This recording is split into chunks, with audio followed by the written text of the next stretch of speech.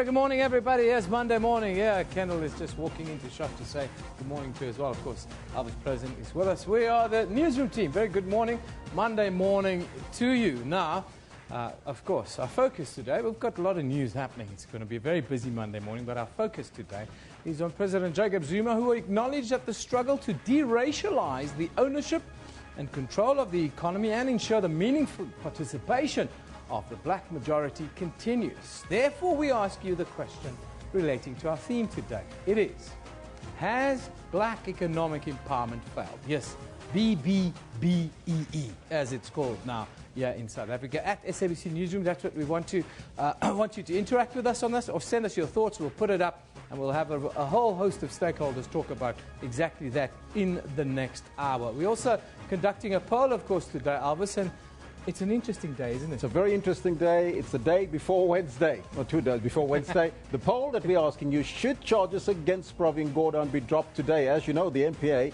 has got the charge, the summons against Gordhan. He'll be in court on Wednesday, and we want to know whether or not we should. Now, 74% Eben says yes, we should. We should drop charges. 26% say no. And we've got more than 130 votes in the first hour. Keep it coming. We love it. But we've also got a special bit of broadcasting happening People today. need to stay with us. We've got at 10:30. We're going to be going live with the NPA announcement that happens right here on Newsroom.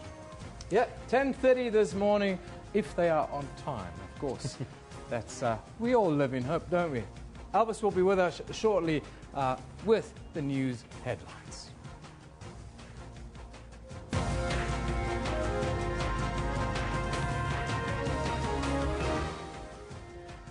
The National Director of Public Prosecution, Shaun Abrahams, is expected to hold a press briefing on whether he will drop the charges against the Finance Minister, Pravin Gordhan, or not. To charge or not to charge. The Democratic Alliance has condemned President Jacob Zuma's latest court applications regarding the former public protector's report on allegations of state capture. And the South African Weather Services issues a warning of a 4-day heatwave expected to affect some parts of the country. It's hot out there, people. Now, those are all your headlines. But before we get to the news, let's find out from Kendall Makamate what's happening on the sports front. A very good morning once again, Kendall. It was a packed sporting weekend, eh? It was amazing. As weekends go, I think it's one of my favorite this far. So I can tell you what, got quite a lot happening this morning already. The derby, though, was it a bit of a letdown, was it? I'm not even going to talk about the derby this morning. Okay. Go, let's set the better. Get it? Good morning to you. This is what else we've got for you coming up in the sports today. The South Africa Sports Awards nominees announced this morning, and the quality and class for this year's nominees is, as always, of a world-beating standard. It's lifted up as he looking for Manyama! 2-1! Beautifully done by Ngoma! Cape Town City FC bring African champions Mamelodi Sundowns crashing back down to earth, beating them 2-1 in Atteridgeville. Viva Mexico!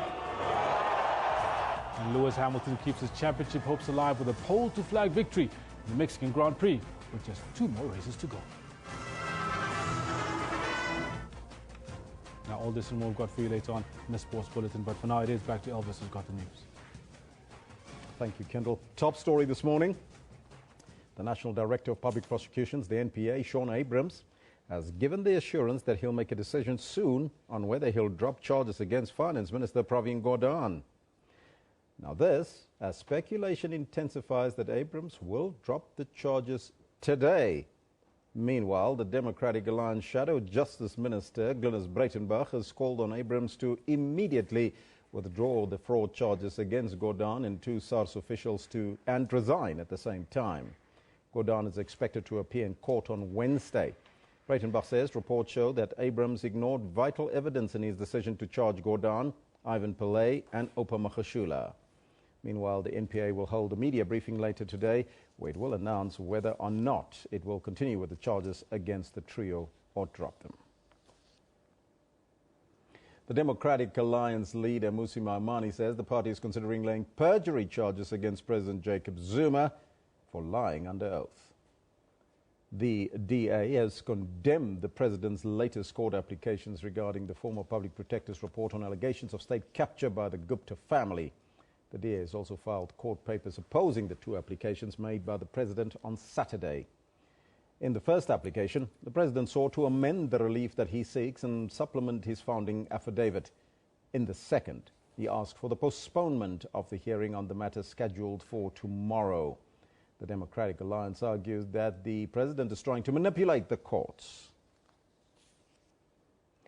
United Nations Secretary-General Ban Ki-moon has urged President Jacob Zuma to reconsider South Africa's decision to withdraw from the International Criminal Court, the ICC. The United Nations Secretary-General's office says he spoke to the president by telephone yesterday. The Secretary-General said that he appreciated the South African government's commitment to justice and accountability and that he hoped that the country would reconsider its decision. South Africa and Burundi have officially notified the United Nations of their intent to withdraw from the Rome Statute, which is the 1998 treaty that established the court. Gambia said last week it also plans to withdraw from the ICC, but has yet to notify the United Nations. KwaZulu-Natal Premier Willie Mkhunu has announced a commission of inquiry into political killings in the province. KwaZulu-Natal is no stranger to politically motivated killings. The 80s and 90s IFP-ANC conflicts left over 20,000 people dead. And now it appears that political killings have re-emerged. The commission will investigate 20 killings in total. Most happened ahead and after 26 local government elections. 12 of those kills were ANC members, while IFP, NFP and SACP shared the rest. The commission will be chaired by senior advocate Marume Morena. 50 million rand has been set aside for the investigation. For that, we're hoping for the commission to tell us whether there's an issue that we need to worry about, and if there is something we need to do, there is something that can be done on the issues of non-prosecution. The province is also embarking on a campaign to search for and confiscate illegal firearms. It's believed this contributes to the killings. Hopefully, by that time, the police and the people of KwaZulu-Natal will have managed to retrieve the so many guns that are proliferated in our communities. The provincial government is urging those with information regarding the killings to come forward and give evidence. The commission has 12 months to complete its work. Lungisi Khumalo, SABC News, Mayville. ANC Chief Whip Jackson Mthembu will meet his lawyers this week to discuss legal action against SABC Head of Corporate Affairs, Hlaudi Motsoeneng. Last week, Motsoeneng claimed that ulterior motives and personal interests were behind Mthembu and the ANC Parliamentary Caucus decision to institute an inquiry into the SABC board's fitness to hold office. Motsoeneng also alleged that he had a secret meeting with Mthembu, which the Chief Whip denies. Jackson Mthembu should be the last person to talk about the SABC.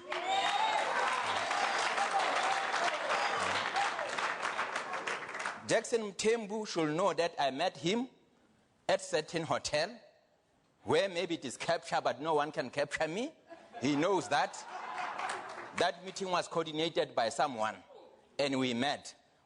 Just some of the remarks that have got the ANC Chief Whip Jackson Mthembu hot under the collar.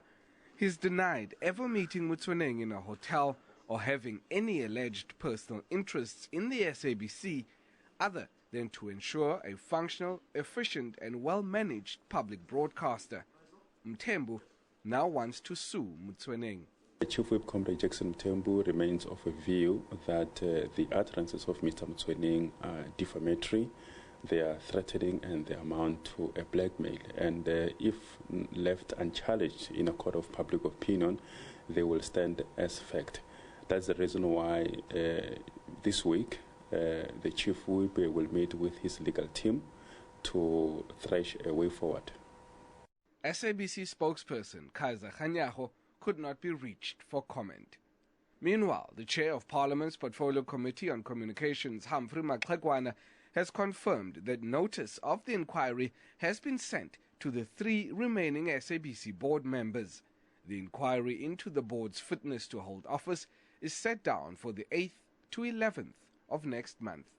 Lukhanyo Chalada, SABC News, Parliament. Now, the Northern Cape has not been spared from the soaring temperatures affecting Gauteng, Limpopo, Northwest and Mpumalanga. The South African Weather Services has issued a warning of a 4-day heatwave expected to affect some parts of the country. Kimberley residents are resorting to different methods to keep cool as the temperatures rise.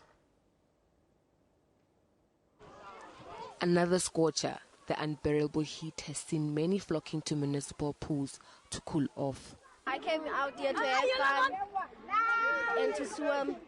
I come out here because it is warm and it is Saturday. It is a fun day for me. Yeah. Today it was very hot, so I decided to tell my father that can we go just to the water to play with water because it was very hot. The extreme heat brings with it a number of dangers. People are being asked to drink lots of water and stay out of the sun as far as possible. Pets should also have access to shade and lots of water. Well, the best for animal owners is during the hot time in the day between 11 and 3. So maybe just to keep them inside, maybe in a garage. But please do not tie them down in this heat. And maybe not under the sink. Just put them inside. The heat is expected to let up from Wednesday. Further afield now, in international news, federal investigators in the United States are reported to have secured a warrant to examine newly discovered emails related to Hillary Clinton's private server. The existence of the emails was revealed on Friday, plunging the U.S. presidential race between Clinton and Republican Donald Trump into turmoil. The warrant will allow the FBI to examine the emails to see if they are relevant to its earlier probe of the private email server used for government work by Clinton while she was the Secretary of State. The FBI closed the investigation in July without filing any charges against Clinton. The presidential election is just over a week away, and Clinton's lead over Trump in the national polls had been narrowing even before the email controversy resurfaced. Now, those are the news for now. In fact, that's your news for now. We'll come back to you later with some more. But right now, we're going to start our theme today. And today, we look at broad-based black economic empowerment. A number of things has been said about black empowerment. Has it helped the nation? Has it helped the country? Has it helped the economy? What does it do for the economy itself? The question that we pose to you, has black economic empowerment failed?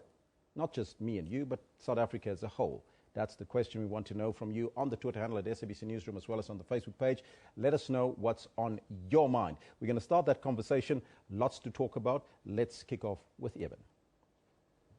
Yeah, thank you very much, Albert. Very good morning to you. That's a fair question. Blackness has become a commodity in the black economic empowerment market, with black people offering themselves for fronting purposes in return for payments.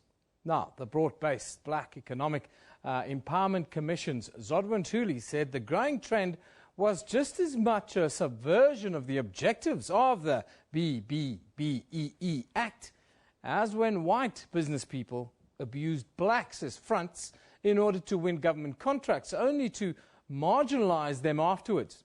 Now, to look into this problem in depth, in our Pretoria studio this morning, we are joined by broad-based Black Economic Empowerment Commission's Zodwa Ntuli herself. Zodwa, very good morning to you. Thank you for joining us today. Good morning, and good morning to the viewers.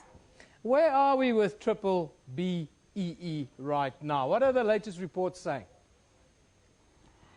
The latest report is telling us that fronting continues to be a problem because I think it's important to just go back and say what exactly B-BBEE is. B-BBEE is an economic policy of this country that is intended to advance and assist black people to get into the mainstream economy, to participate in the economy. It takes a number of forms, and there are various elements that have been identified to actually advance that. And so when we look at B-BBEE, we look at elements of ownership, which is like ownership in entities, like shareholding equity. Then we look at management control, where we appoint black people on decision-making positions in companies.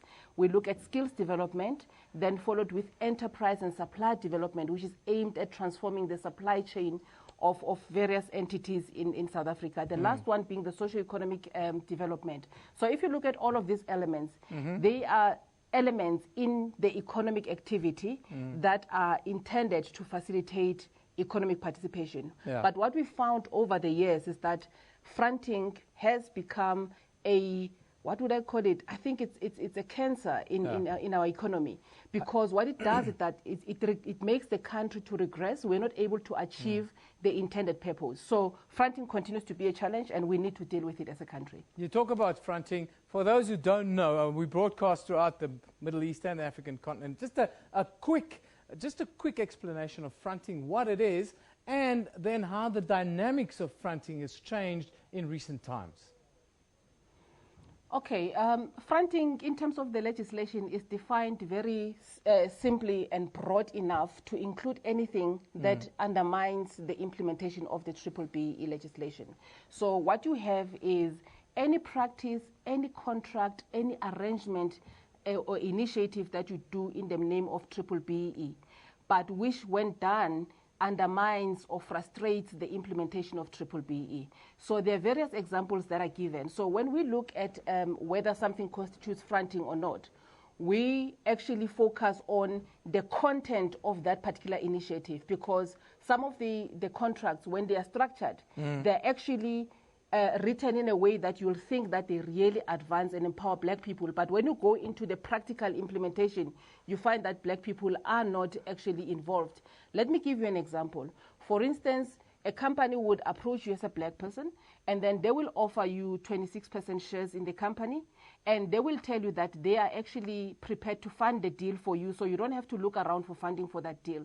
And in the shareholders agreement, what they will do is that as much as they give you 26%, they will then, in the shareholders agreement, strip you of your voting rights. So meaning that you are a shareholder, but you cannot actually make any decisions in respect of that particular company, and you will not even be involved in that. So when you are not involved as a shareholder, what happens is that the company can do whatever it wants. You don't have access to finances, you don't have anything. And where it becomes a problem is where the economic benefit do not flow. For instance, where you don't now get dividends, because what they will do is that in the shareholders agreement, they will also indicate, and you agree to that, because at the point of negotiating, you do not have any power to negotiate anything, because they tell you that they are financing the deal for you. So you sort of accept everything. So our role as the commission, in as much as you sign that contract, our role is to look at what is it that your shareholding as a black person means to you and your economic participation. If we find that you are stripped of your voting rights, you do not get any dividends in the company, sometimes dividends are locked in for a period of 10 years. So basically you're not going to get any benefit, but the company continues to get the benefit from government contracts. So that's one of the examples that you will find, and this involves a whole lot of black people who have stakes in various companies. But let me just give you again the basic one, which we have now. We thought that would have gone, but through the complaints we pick up that actually this is still happening, where employees, whether in a company or domestic workers, still are made directors and shareholders in companies that they have got no clue about. They don't know what is happening, but they have been made shareholders. We've got a number of cases like that. And these employees do not even get any participation in the company, even just to get a bonus at the end of the day. But the company will present them as if they are directors, as if they are the black participant in that particular company. That's what fronting is all about, really. So Zodwa, what's the way forward? Just give us a quick overview as a commission, what you would like to see, what the reports are saying, and how do we change the spirit of BE? We're asking our viewers today, has B-BBEE failed? Has it failed? And what is your view? If you can give us a quick overview. Let me say that we are fortunate that in 2013, at least our government realized the gaps that are existing. Because in 2003, when B-BBEE was put in place, there wasn't any monitoring that was being done. So all of these practices that are undermining B-BBEE continued unabated. So in 2013, government then proposed to Parliament to make amendments to the B-BBEE legislation of 2003. So in 2013, amendments were done to introduce the B-BBEE Commission, which is now going to be responsible for monitoring the implementation. Firstly, to assist companies to implement B-BBEE correctly, but secondly, to deal with those practices that are unwanted and make sure that we eradicate them. So our role is two-pronged in the sense that we will assist the implementation, but at the same time, where we meet up with practices that are not acceptable, like fronting, will ensure that we deal with those and we also take them up for prosecution. But I think what will be important as well is that there are a number of challenges that are actually presenting and making the ground very fertile for fronting. One of them is the issue around access to finance for black companies and black entities and small enterprises, because they do not have adequate access to finance for businesses, and they find themselves in a weaker negotiating position, and hence they get themselves in practices that unknowingly or maybe unintendedly they find themselves in. But then I don't want to also say that is the only thing. There are other black people that are actually doing fronting. They know what it is, and they are deliberately taking up stakes in various companies, whether it's 5%, 2%, or 10%, and they're just happy to get the financial benefit without participating in companies. That is fronting, and that is what the Commission will be dealing with going forward as well. That's a disturbing new trend that we are seeing as well. Zodwa Ntuli, thank you very much for joining us from the Broad-Based Black Economic Empowerment Commission, joining us live from our studios in the capital, that is Tshwane or Pretoria, if you haven't been around. Now, move on. Let's take a look what's on social media right now, what you should be looking out for and where the news is at. We start with this hashtag. It's called Hatfield. Yes, where protest action has broken out. And Burnett and Festival Roads right outside the university. There you see the pictures, pot plants and public property being damaged, and a car has been set alight. You've seen the picture there. Yes, these are pictures coming from the University of Pretoria's campus. Now, we move on. We talk about Burgundy, who says, don't let the media lie to you. The heatwave set that car in Hatfield on fire. Yeah, whatever. On that note, of course, the heat wave is on everyone's minds right now. Here's a picture that was taken out of church, and it says, Satan called, he wants his weather back.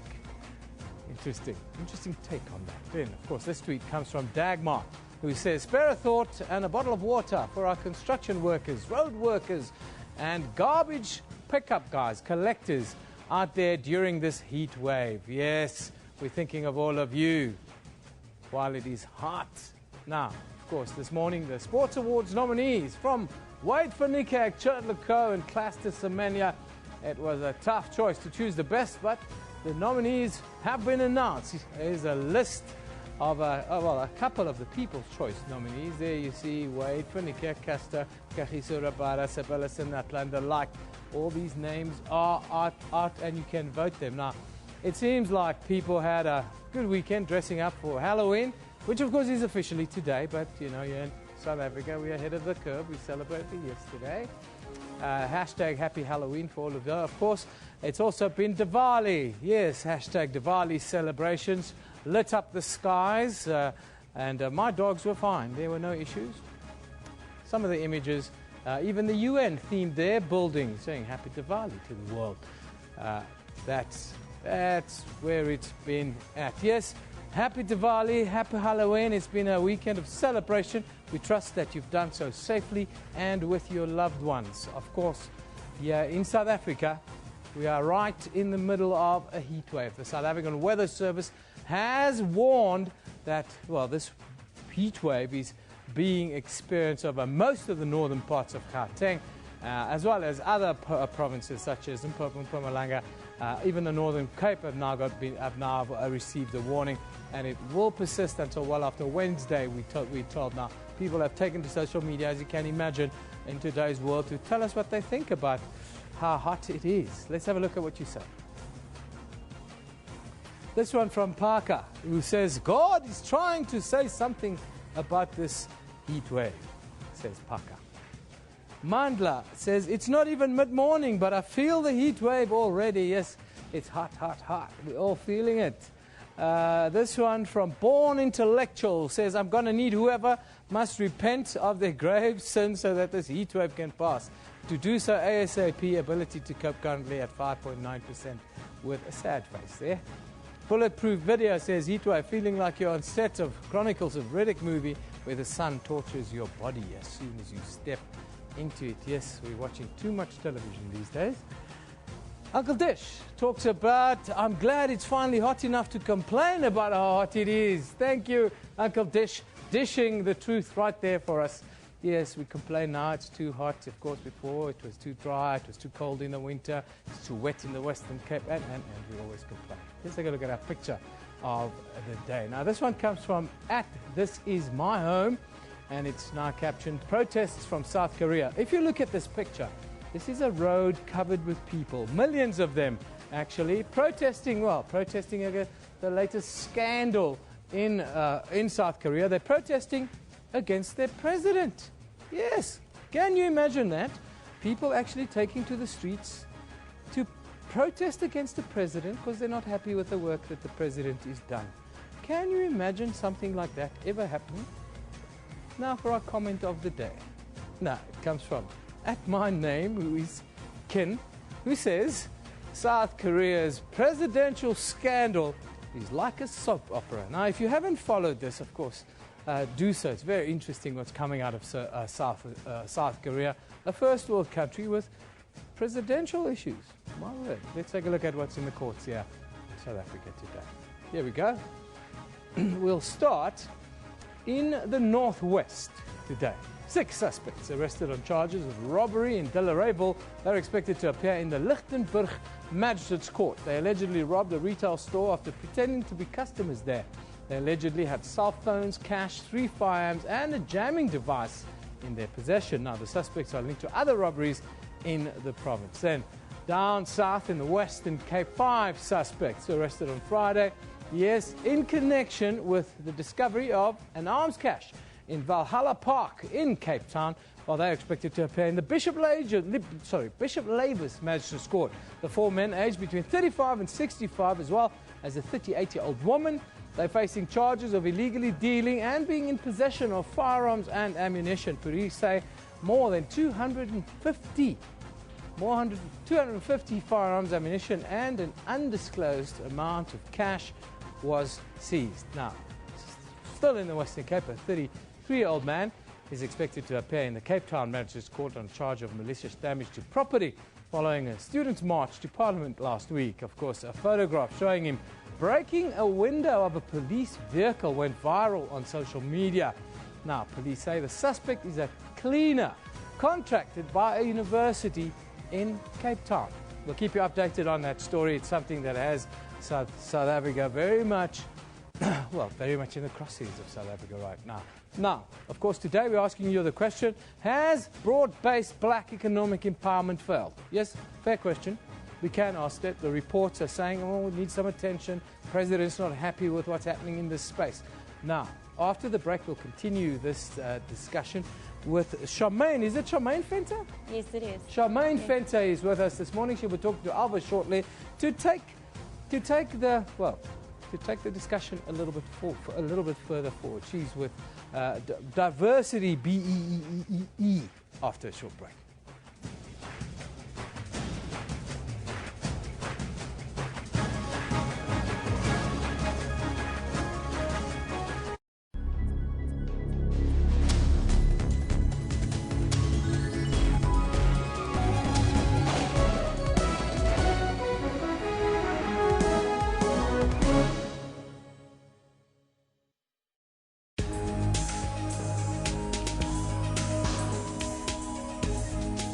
Now, this is Trends, of course, your one-stop serving of all that's juicy and trending in the world of entertainment and showbiz. My name, of course, is Refiwe Mwilo. I'm Dr. Sello Mutaung, and this is our talk. A very good morning and welcome to Media Monitor. I'm your host, Alicia Jolly. My name is Dumila Matters.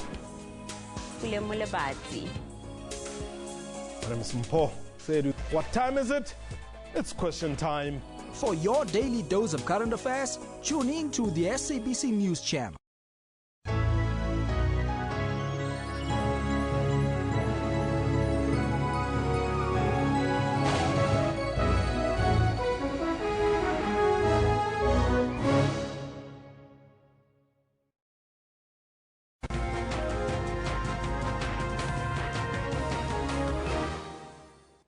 The B-BBEE Commission, Zodwa and Tully, has highlighted the problems of verification of broad-based black economic empowerment companies and their processes and said it was very compromised. Now, she said they believe that a lot of BEE certificates are not legitimate. Now, for more on this story of BEE verification, in our studios, we are joined by Shemaine Fenter. She is the Director of Diversity B-BBEE. A very good morning to you. You're also a level 2 B-BBEE compliant entity and also a 51% black female-owned company. How long have you been going, Shemaine? Hi, Elvis. Well, we have been around for more than 2 years. However, we've only registered a new company. We've restructured with a new vision and a new view within the past 2 years. And our vision is very much transformation. It's assisting companies, young people, youth to participate in the economy and to become meaningful participants of the economic environment in South Africa, which I think is something that in South Africa we really have to focus on. Why is verification of a BEE so important, of a BEE company for that matter? Well, it is important because obviously it could be very easy for any company to just basically tell you that they are a level 2 compliant company. If this is not audited, how do we even believe that? So the BEE verification or the audit process is very detailed. It is an audit, as we say, where we have independent verification auditors coming into the company, verifying what you say, is that really true? They look at financials, they look at employment equity, skills development, how you actually structure your company and how you work. Black people is supposed to be the recipients of black empowerment. But they are also supposed to verify. Why should a black person be verified? Well, broad-based black economic empowerment is not only about a black-owned company. It's not only about the blackness. It's about diversity. It's about implementing and transforming the country based on the demographics of the country. That's the only way that you can really, truly transform. And when we look at transformation, it goes down to what are you doing in terms of your social benefits, employment equity. Are you upskilling people in your organization and around your organization? So it's a lot broader than just having ownership. What happens then to companies who breach the verification obligations and front with white businesses, for instance? It's difficult to front with a white business because the requirement is really to have majority black shareholding. So we do find in areas where we have companies who may have shareholders who's even unaware that they are shareholders. It doesn't happen often. We hear about it often, but it doesn't happen because it contradicts the Companies Act, for example. Well, you say it's very difficult to front with a white company, but we have reports that indicated that black people that cannot or doesn't have the resources will go to a white company to do the work on their behalf. And that's fronting in a sense, isn't it? Yes, it is definitely. And that circumvents the intention of BEE completely. And we do find that we have a one-man business who tenders because he's a level 1, all right, that he will probably get the business because your tender requirements and awarding of contracts is based on your level, your BEE compliance level. Of course, in many cases, this one-man business doesn't have the resources, the structure to actually deliver. And then we have situations where they may go to a larger company to request this assistance. The way that we circumvent this, and this happens during the verification process, is to actually have a look at where does the money flow, where's the operational income, the profit, where does it sit? And based on that percentage of money flow, we can actually see what is the BEE compliance of the whole partnership. So even that is not that easy, but I do think it does happen. Yes. A number of companies have complained that they don't get the business or they can't perform the businesses. President Jacob Zuma over the weekend said that enough has not been done through black empowerment in order to empower the masses. Now, there are a number of several BBEE amendments in the pipeline. What are they and how are they going to change and help the sector, especially for black businesses, you think? Yeah. Well, if we look at what is implemented already, there's definitely a focus on procurement from black-owned businesses and 30% black women-owned businesses. the scorecard is made up in such a way that the majority points that you can accumulate is really for procurement from these small businesses. So first of all, I think that is definitely the first way for us to make sure that there's an entry point for black entrepreneurs into business. How do you see black economic empowerment in the future? Because it has always been said that it only really benefited a small Anyana grouping of politically connected people. Yeah, I think in the past we really did see that. If you look at the new legislation and amendments that came through, the focus is very much in getting smaller companies into business, smaller young entrepreneurs. And that is how we're going to benefit. So we actually need a pool, a much larger pool of black-owned businesses in South Africa. And companies are kind of forced to create them, develop them, and implement these businesses in future. Is the process not too cumbersome, especially for young up-and-coming SMEs, that needs to have verification, even if they are black? Yes, I think it definitely is. If we look at small businesses, a very small business is exempted, all right? So any company with a turnover of less than 10 million would be exempted, and they would be left alone for a while. The intention is to say, listen, grow your business, let's employ more people, and then when you are larger, substantial business, then you start to implement transformation. So small businesses are being given a little bit of a leeway. Our medium-sized businesses, qualifying small enterprises, if they have 51% black ownership, they automatically qualify as a level 2 supplier. And they don't need verification? They don't need verification, no.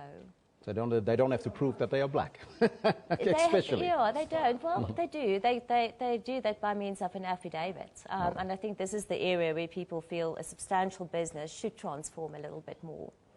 That was Shumaine Fenter. I thank you so much for joining us here in studio. Thank you. Now, she is the Managing Director of Diversity, B-BBEE.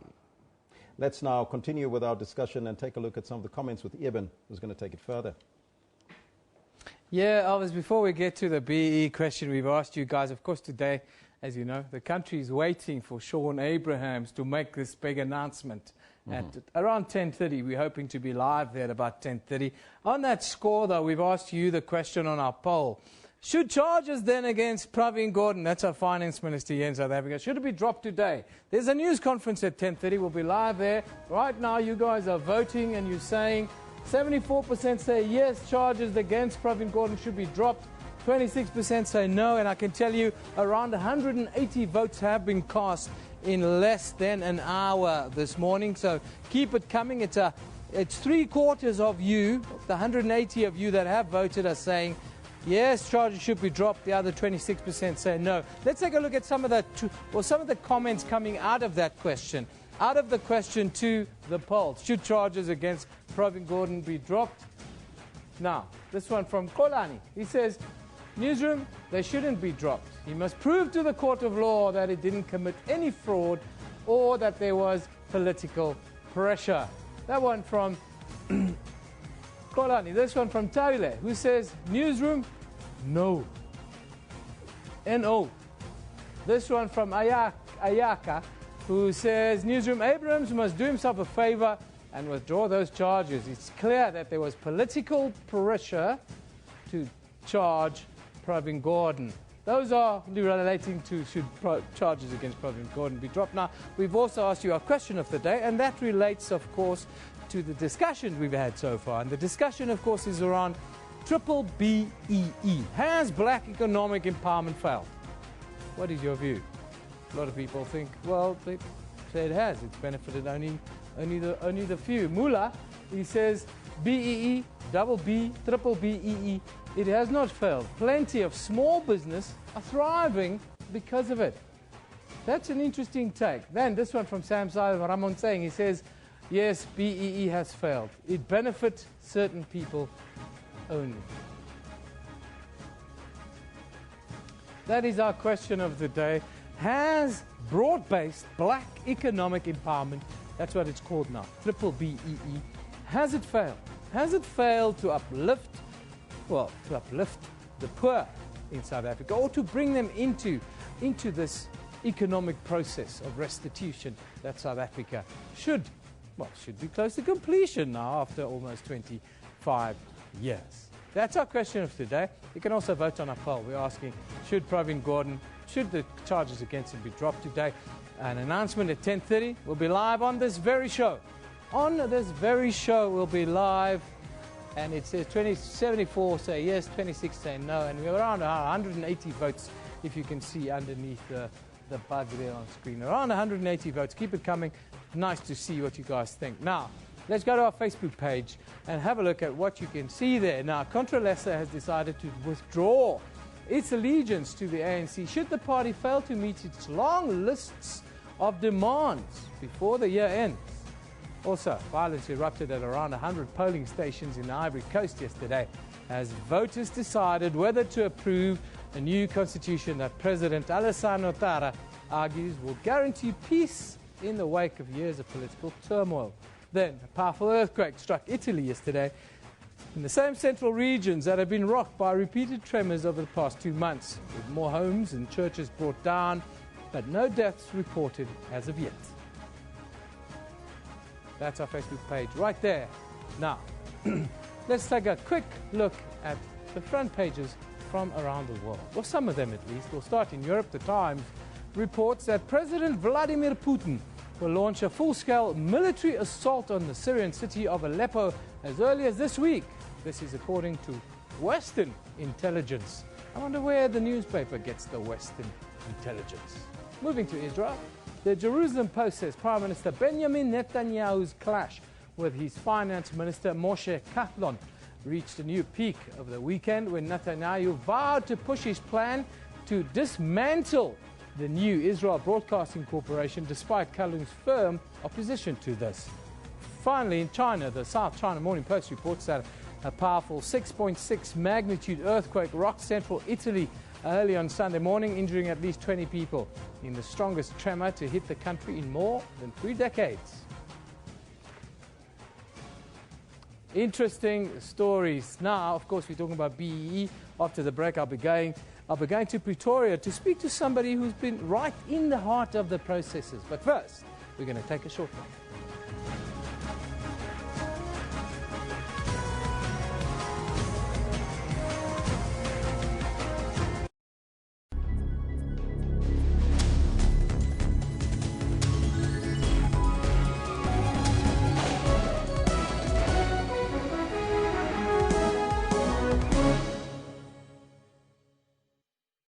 A presumed U.S. drone strike in the south of the country has killed 3 al-Qaeda suspects.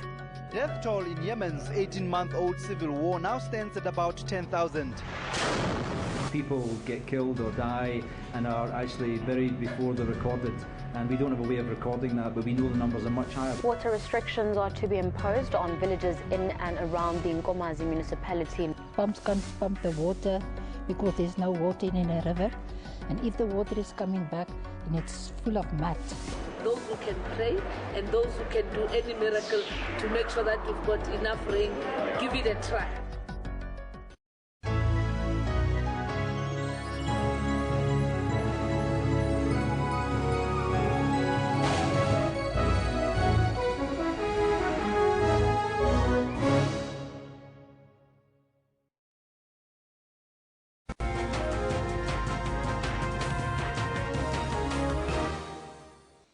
Hello again, you're back with Newsroom here on SABC News. Now, of course, we're dealing with B-BBEE, broad-based black economic empowerment. And it seems black business people are still struggling to make a significant entry into the economy despite the various platforms created by black economic empowerment. This observation comes after the B-BBEE fronting scandal broke out into the media once again. Now, to talk about black business people's daily challenges and sustainability in this economy, in our Pretoria studio, we're joined by Joe Lekwane, who's a quantity surveyor and now the managing director of Express Paint Renovators and Contractors. Joe, very good morning to you and thank you for joining us today.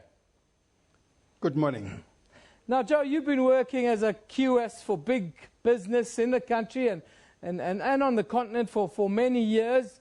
Now you've got your own business. Tell us, how has the dynamic changed for you within the space of being a black man coming into the economy? Well, quite challenging. The way the industry runs, it's actually a survival of the fittest. With all the BEE requirements and everything that goes with it, it helps quite a lot, but you still have small businesses still battling to make a difference in the economy. What are the common challenges that you think that black business people face when they want to make the step up? The major problem is the cash flow that goes with it. I'll give you an example. If you give me work and you then say you'll pay within 30 days, as the government normally does with various departments.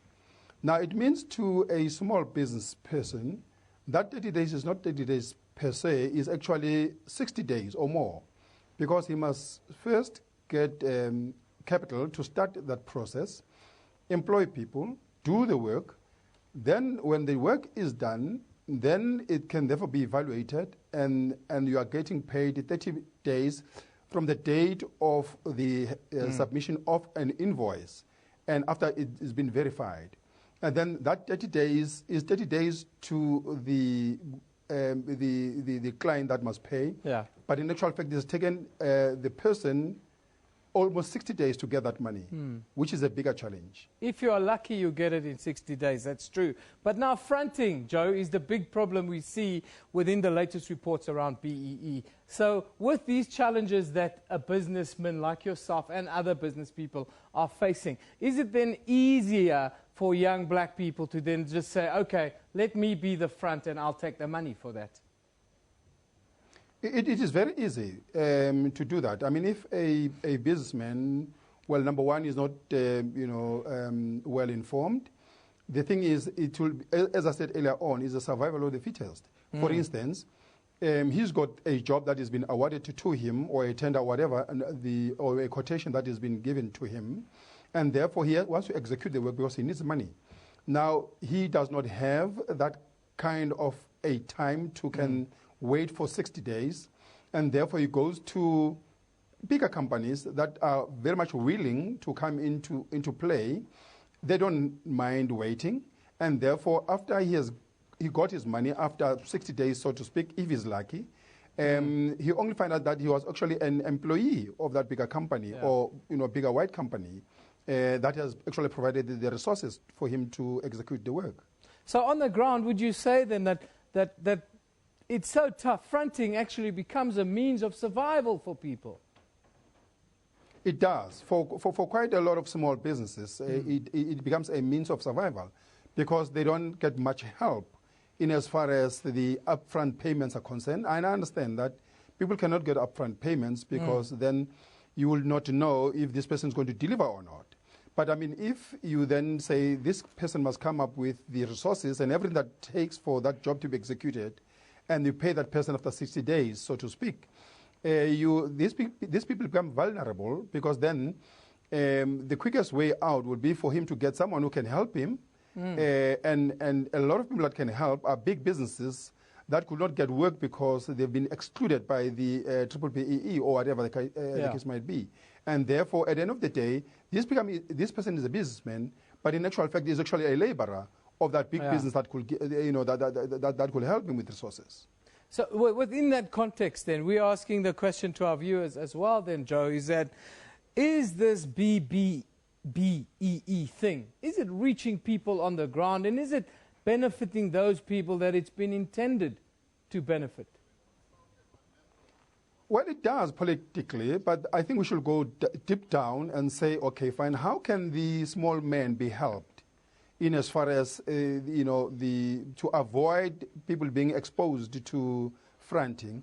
The thing is, we should then say, we should be able to take a risk and say, if we give a person work, and then let us also provide resources and help him out up to a stage where he could then start becoming, he can stand on his own, on his 2 feet. But I mean, if you give, for instance, if you give a small black guy work, small in terms of business, a tender of about 3 or 4 or 10 million, and you don't provide, therefore, an assistant for him to be able to then maneuver and be able to engage, you leave that person vulnerable to people who are ready out there to front. Now, Joe, you've mentioned some of the things that you'd like to see differently. I've asked what is the way forward. There's another policy document, another report, and the President has expressed his unhappiness with the shape of it. As a business person yourself, going forward, what would you like to see this empowerment thing be or become? What I would love to see is that government must actually do more in terms of helping. Legislations might not help that much because it's only in the paper. But we should have within departments people who really know what business, what business is all about. People who are willing to engage, people who are willing to help a small business to survive. For instance, in terms of the resources, why can't the government or departments that are issuing work be able to offer sessions to the suppliers to say, supply this person, with XYZ, and then when that is done, we will make sure that when he is paid, and therefore that a certain money comes to you. When you don't have that, then you leave people to be vulnerable. That's what I want to see, one. Number two, also that the 30 days, it works well for big business, but it does not work for small business. Three, that we need a government departments to be very much sympathetic and be willing to help for this industry to survive. Otherwise, everything will end up in paper only, and you will not see anything on the ground. Joe, thank you very much for making it so clear to us from a businessman's point of view, somebody who's in the belly of the beast every day. Thank you. That's Joe Lekwane. He's a quantity surveyor and now managing director of Express Paint and Renovators and Contractors, telling us that, well, changes need to happen. Changes need to happen now. Of course, thousands of people in central Italy have spent the night, if we can just catch up with me, thank you, have spent the night in vehicles, tents, and temporary accommodation following another powerful earthquake that has left at least 20 people injured here. Now, lots of tweets around this. I'm so sorry to see this devastation. Italy earthquake. You will work your way through it all. Your friends and neighbors, Italy in Greece. Wonderful. Michael says, my prayers are with the victims in Italy hit by the earthquake. God will give you the fortitude to bear and also protect you. And there you see some of the pictures. Yes. Razed to the ground, some of those beautiful buildings that we see in Italy as always. Luke says, I hope the people in Italy are okay after the earthquake. Thoughts and prayers are with them. And there's another picture. Some of the devastating buildings, some of them thousands of years old, as you can see. A wonderful tower, clock tower, razed to the ground. Some of these incredibly beautiful cities, beautiful towns and cities in Italy. Some of them, as you can see, real devastation in Italy, and we think about them today. Of course, time for us to have a look at our sports focus right now. Now, the nominees for this year's Sports Awards were announced this morning at the SABC, am I right? 100%. As we were busy preparing for the show, they were being announced. It's across all categories. And you know what the interesting thing is, Evan? That every single one of these award nominees is a world beater in their own right.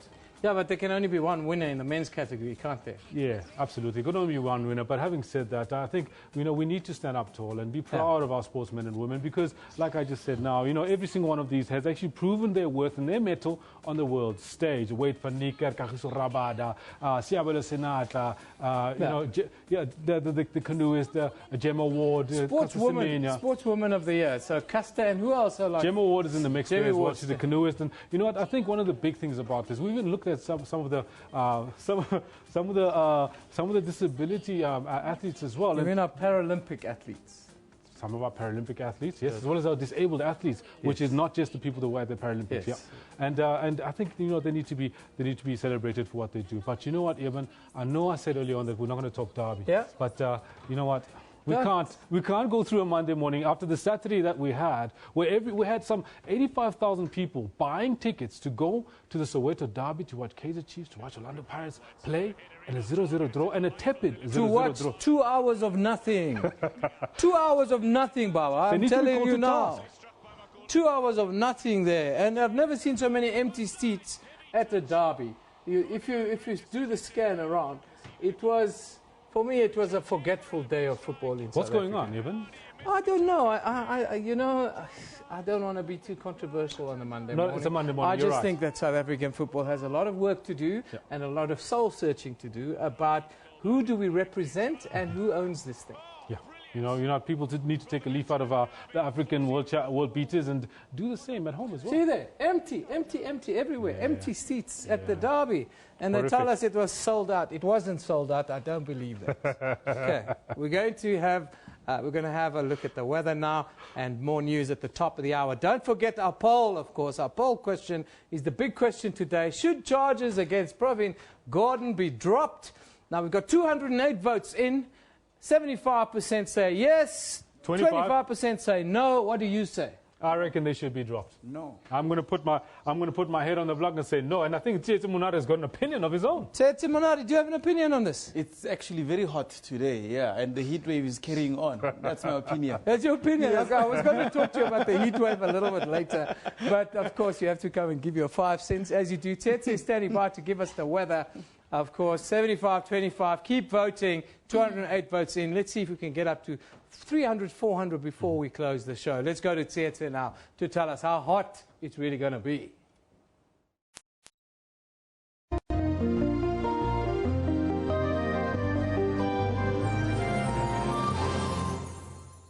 Hi there, welcome from the weather desk. It is indeed going to be a hot day for most parts of Africa. Starting with Southern Africa, temperatures here are going to be scorcher towards the Northern Cape province as well as over much of the Northwest province. Tosca will go as hot as 41 degrees.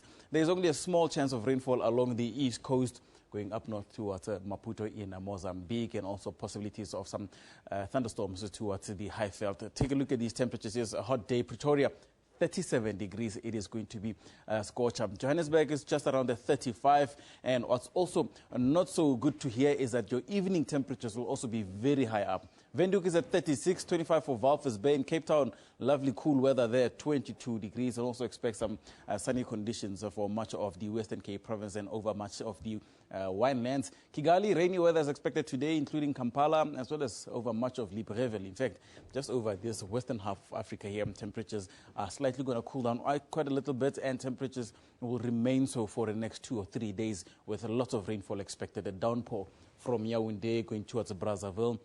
Maybe just over the northern parts of Angola. Do expect some partly cloudy skies and possibilities of rain along those parts. Kigali 26, that goes for Kampala as well as the northern parts of Bujumbura. Mecca is going to be hot and dry. Clear conditions are expected there. No chance of rainfall right across the Middle East and the Saudi Arabian regions. Riyadh is going to see a hot day of a maximum of 34 degrees. Cool weather for Baghdad at 19 and rainy weather towards Damascus. For all those going towards Benghazi, Tripoli, as well as over Sebha, along those regions, expect temperatures to range between 24 and just around 30 degrees. So it is looking a lot better along those parts, but extremely hot weather is expected for much of the West African regions. For all those that are going towards Niamey, do expect some partly cloudy skies along those regions, and temperatures are expected to increase to about 41 degrees. Really, really hot weather towards Niamey as well as in N'Djamena. And that's basically it for the weather. Do stay tuned. There'll be more later.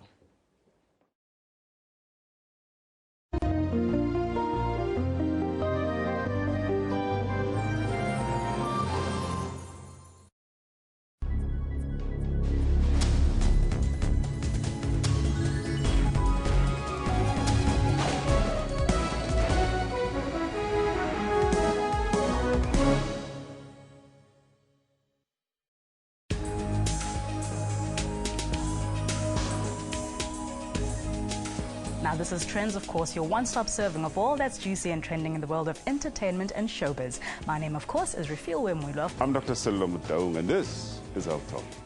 A very good morning and welcome to Media Monitor. I'm your host, Alicia Jolly. My name is Dumila Matez. My name is Mpo. What time is it? It's question time. For your daily dose of current affairs, tune in to the SABC News Channel.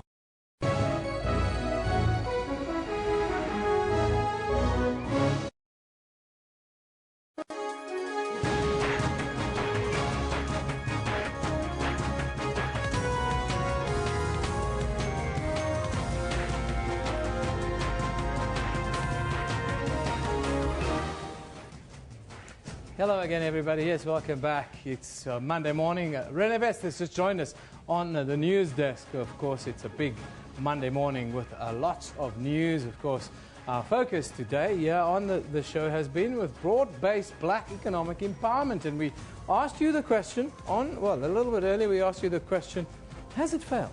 Has black economic empowerment failed? Yes. The president expressed his unhappiness over the weekend around issues with BEE and what we could do. Shortly, we'll take a look at those questions but let's take a look at the key story today. South Africans are interested in this one, aren't they, Rena? Yes, it seems everybody is waiting for this case. But we've been asking, should charges against Pravin Gordhan be dropped today? And so far, it seems as though 74% of people are saying yes, and about 26 people are saying no. 26%. Yeah, interesting. We're counting down to 10:30, Kendall. 10:30 this morning, of course, we'll have that. But yes. on the poll question, Kolani says, no, they shouldn't be dropped. He must prove to the court of law that he didn't commit any fraud or that there was political pressure. Prove to the court, he says. And this one is a simple one from Tabile. He says no. Says no, but I think the previous one is actually the right one. You know, you actually go through the court of law, the charges have been put in, go to the court of law, prove yourself from there. The rule of law must always be celebrated in democracy, and that is what we do, of course. That's our question. Well, that was our poll today. Our question asked a little bit earlier, we're dealing with broad-based black economic empowerment. We ask you, has it failed? Of course, many South Africans have very passionate views on the issue of B-BBEE. Let's have a look at some of your tweets that's coming in.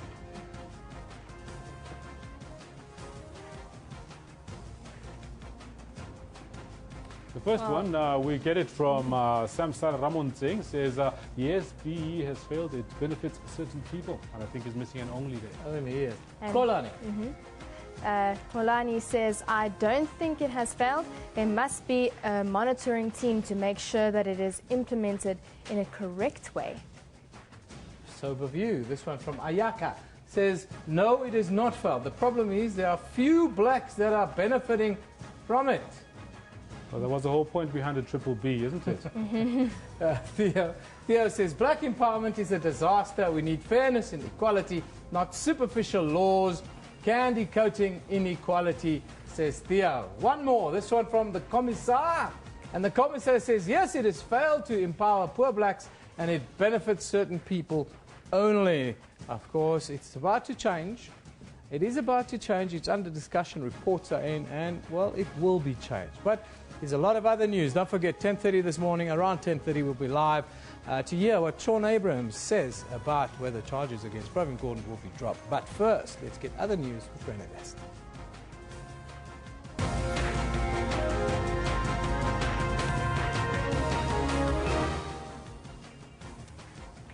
The National Director of Public Prosecutions, Sean Abrahams, is expected to hold a press briefing on whether he will drop charges against Finance Minister Pravin Gordhan or not.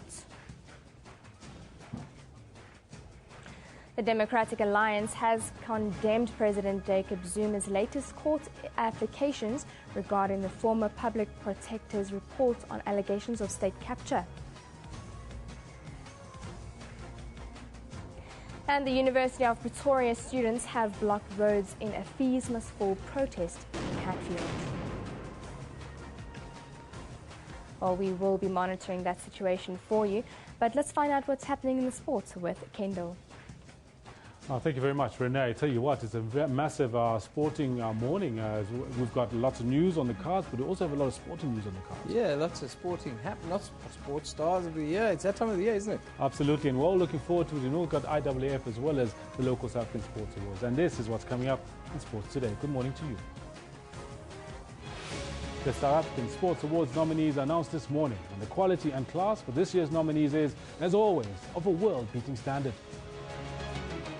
Is lifted up as he looking for Manyama. 2-1, beautifully done by Moma. Cape Town City FC bring African champions Mamelodi Sundowns crashing back down to earth, beating them 2-1 in Atteridgeville.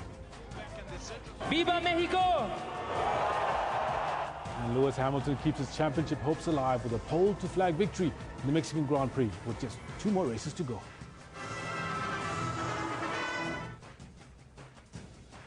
All this and more we've got for you in the sports.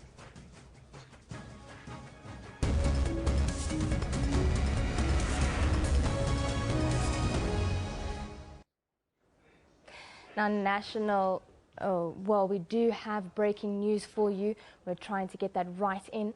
Now, Democratic Alliance leader Mmusi Maimane says the party is considering laying perjury charges against President Jacob Zuma for lying under oath. Now, the DA has condemned the president's latest court applications regarding the former public protector's report on allegations of state capture by the Gupta family. Now, the DA has also filed court papers opposing the two applications made by the president on Saturday. In the first application, the president sought to amend the relief he seeks and supplement his founding affidavit. In the second, he asks for the postponement of the hearing on the matter scheduled for tomorrow. Now, the DA argues that the president is trying to manipulate the courts. Police and security are having their hands full trying to restore order at the University of Pretoria in Hatfield. Students went on the rampage, trashing garbage bins and barricading roads around the area. Now, the students set several advertising boxes alight and clashed with police. The students, protesting in solidarity with the Fees Must Fall action, held an overnight vigil which led to this morning's street closures and chaos. Now, police used rubber bullets to disperse the group and arrested some students. Police are also trying to clean up the mess created by the students. Now, meanwhile, police spokesperson Sally de Beer says they will continue to monitor this situation.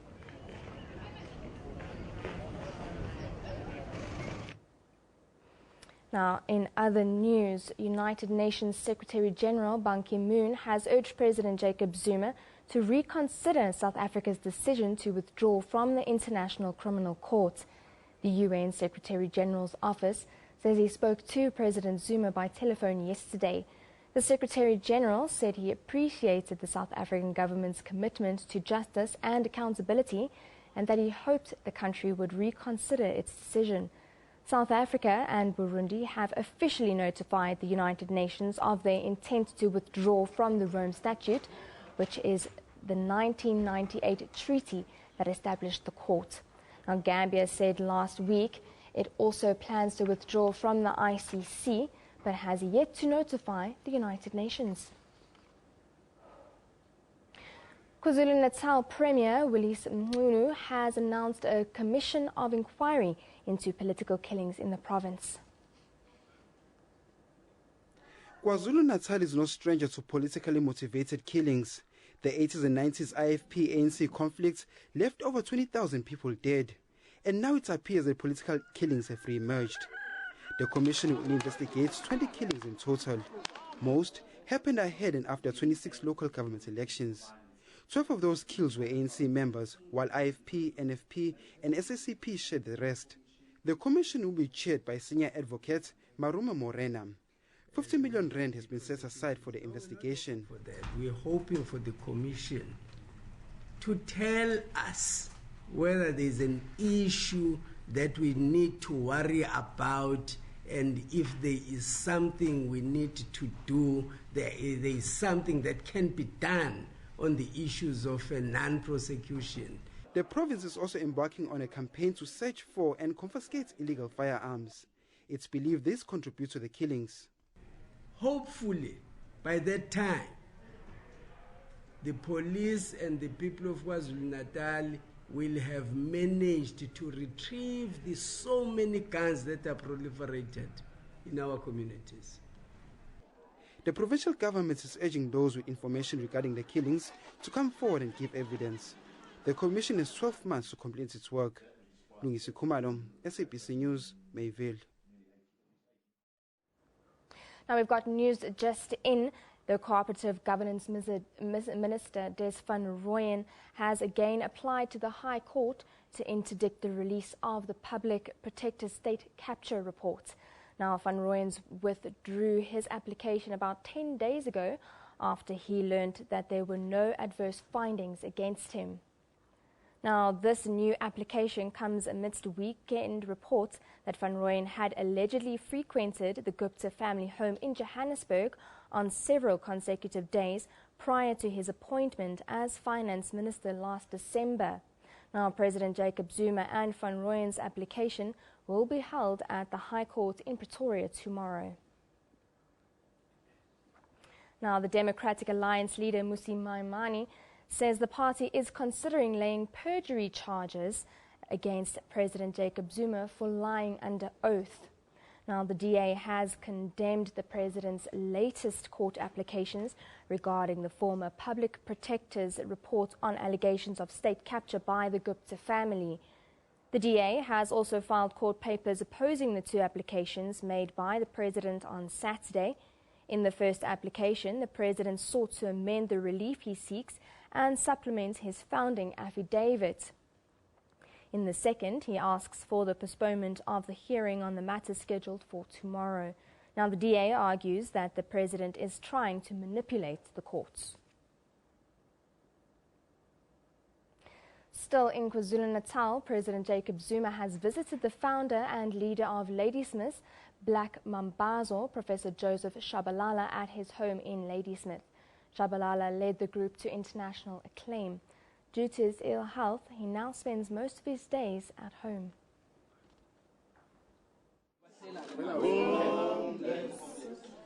A special visit from an old friend.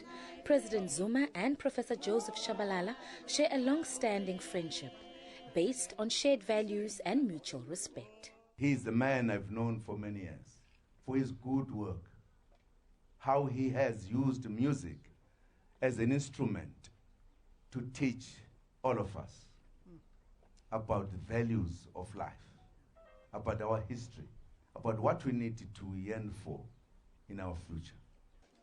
75-year-old Shabalala may now be a little frail, but for this multi-Grammy Award winner and world-renowned legend, music still runs deep.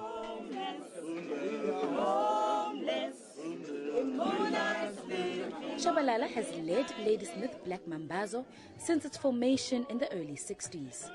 Over the years, the group has won numerous international music awards and accolades. His family is grateful for his continuous recognition. We are so thankful to our brother for being the man and role model that he is, because we lost our parents at a young age and he became our father and our mother, while also being our brother. And so for us, he has always been a good example. Shabalala and the group have been lauded not only for putting the country on the map, but for their role in culture preservation.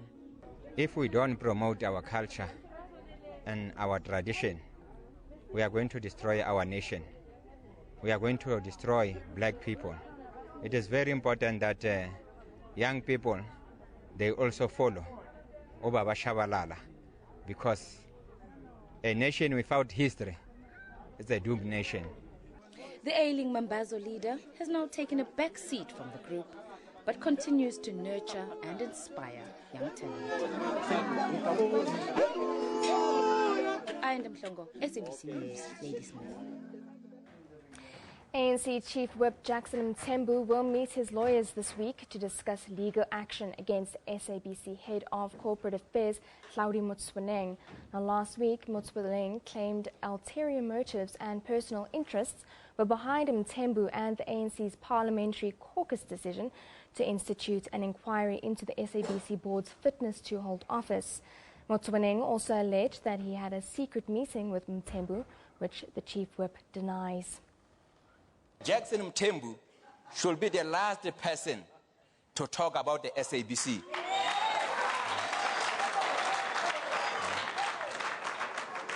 Jackson Mthembu should know that I met him at a certain hotel where maybe it is capture, but no one can capture me. He knows that. That meeting was coordinated by someone, and we met. Just some of the remarks that have got the ANC Chief Whip Jackson Mthembu hot under the collar. He's denied ever meeting Motsoeneng in a hotel or having any alleged personal interests in the SABC other than to ensure a functional, efficient and well-managed public broadcaster. Mthembu now wants to sue Motsoeneng. The Chief Whip, Comrade Jackson Tembu, remains of a view that the utterances of Mr. Motsoeneng are defamatory, they are threatening, and they amount to a blackmail. And if left unchallenged in a court of public opinion, they will stand as fact. That's the reason why this week the Chief Whip will meet with his legal team to thresh a way forward. SABC spokesperson Kaiser Khanyago could not be reached for comment. Meanwhile, the chair of Parliament's Portfolio Committee on Communications, Humphrey Maxegwana, has confirmed that notice of the inquiry has been sent to the 3 remaining SABC board members. The inquiry into the board's fitness to hold office is set down for the 8th to 11th of next month. Lukhanyo Chalada, SABC News, Parliament. The Northern Cape has not been spared from the soaring temperatures affecting Gauteng, Limpopo, Northwest and Mpumalanga. The South African Weather Service has issued a warning of a 4-day heatwave expected to affect some parts of the country. Kimberley residents are resorting to different methods to keep cool as temperatures rise. Another scorcher. The unbearable heat has seen many flocking to municipal pools to cool off. I came out here to have fun and to swim. I come out here because it is warm and it is Saturday. It is a fun day for me. Yeah. Today it was very hot, so I decided to tell my father that can we go just to the water to play with water because it was very hot. The extreme heat brings with it a number of dangers. People are being asked to drink lots of water and stay out of the sun as far as possible. Pets should also have access to shade and lots of water. Well, the best for animal owners is during the hot time in the day between 11 and 3. So maybe just to keep them inside, maybe in a garage. But please do not tie them down in this heat. And maybe not under the sink. Just put them inside. The heat is expected to let up from Wednesday. In international news, federal investigations in the United States are reported to have secured a warrant to examine newly discovered emails related to Hillary Clinton's private server. Now, the existence of the emails was revealed on Friday, plunging the U.S. presidential race between Clinton and Republican Donald Trump into turmoil. Now, the warrant will allow the FBI to examine the emails to see if they are relevant to its earlier probe of the private email server used for government work by Clinton while she was Secretary of State. The FBI closed the investigation in July without filing any charges against Clinton. The presidential election is just over a week away, and Clinton's lead over Trump in national polls had been narrowing even before the email controversy resurfaced. Well, those are your top news stories for this hour. It's time to go over to Eben for a different topic. Yeah, thank you very much. And a very good morning to you if you're at home, at work, or wherever you are around the continent. Hello, this is Newsroom. Now, of course, we're counting down to about 10:30 this morning, where we expect the Director of Public Prosecutions in South Africa. He's going to have a news conference in about 10 minutes' time. We're counting down to that. We'll be live there when the question will be asked of Shaun Abrahams, whether he will drop charges against Finance Minister Pravin Gordhan today. We've seen it all over the media over the weekend. At 10:30 on this very show, we'll be able to tell you that. But before we get there, this is a story that really interests me personally. Now, it is likely that a brand new drug has hit the market, and it's right under all of our noses. In fact, we may even see it on a regular basis without even realizing this. A legal high, packaged in colorful foil under the name Spice and Black Mamba. Now, it's a mixture of synthetic marijuana and herbal smokes, and it's been spotted at several local cafes, petrol stations, and even in sex shops here in Johannesburg. Now, joining us in studio this morning is Warrant Officer Robbie Payne to talk about this. A very good morning to you, Warrant Officer. Morning, sir.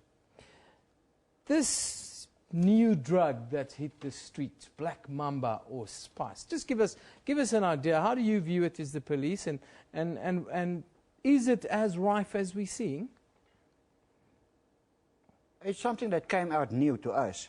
It's freely available, and it's legal at this stage. So it's concerning.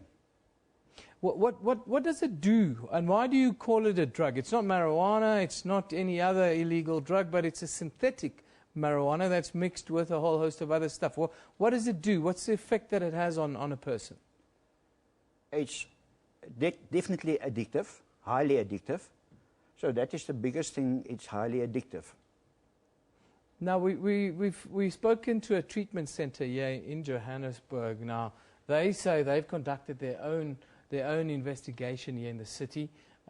They've gone out and they've been able to buy this kind of black mamba stuff pretty much everywhere. Have you found it everywhere? Where have you found it, and how are you going to look at this going forward? Personally, we found it in adult shops. It came to our attention in this last month that a child as young as 14 used it, and that's where we started it. And I think the main concern now and the main aim is with awareness campaigns, we have to address this. People must know about this. Now, why is this illegal? That's a difficult question for me to ask, or to answer. It's a synthetic drug, so it's not a real drug. Yeah, it's not a real drug. So it's governed by other things. Do you think there's a chance of this going really big and really blowing up in South Africa and the use kind of spiking a little bit? Definitely, it can. It can definitely go like a wildfire. Now, this is big in the United Kingdom and it's legal there, you can get it. What makes us different in South Africa? Why are we going to police this now, do you think? I think it's our obligation to inform the people what damage this can do. It's our community, it's our future, we have to inform them. And what about schools? Are you talking to schools and these kinds of things about this new addictive substance that can be used? Not at this stage, we didn't do it as yet, but definitely it will be incorporated in our school talks. Now you've done an investigation as the police. What does the package typically contain? What's in there? What do you find? It's a leafy substance, a leafy chemical substance. Difficult to explain or to describe for me. Finally, what's your message to parents out there, warrant officer, with regards to this drug? We have to look out for our children. We have to look at our children. Thank you very much. Warrant Officer Robbie Payne with us this morning, telling us about, well, this new, but he says it's a drug. It's a synthetic. Synthetic is the right word. Synthetic form of marijuana that you can buy at garages, adult stores and the like in and around Johannesburg and elsewhere in South Africa.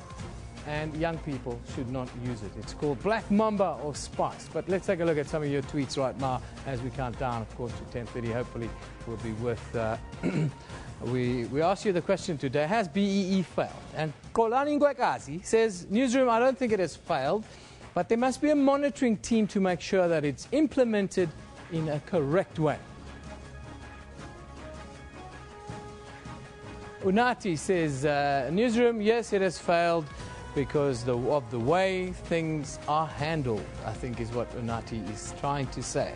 Ayaka says, no, it has not failed. The problem is there are few blacks that are benefiting from it. That's where the broad-based thing came in. Theo Jonker talks about black empowerment is a disaster. We need fairness and equality, not superficial laws, candy coating inequality.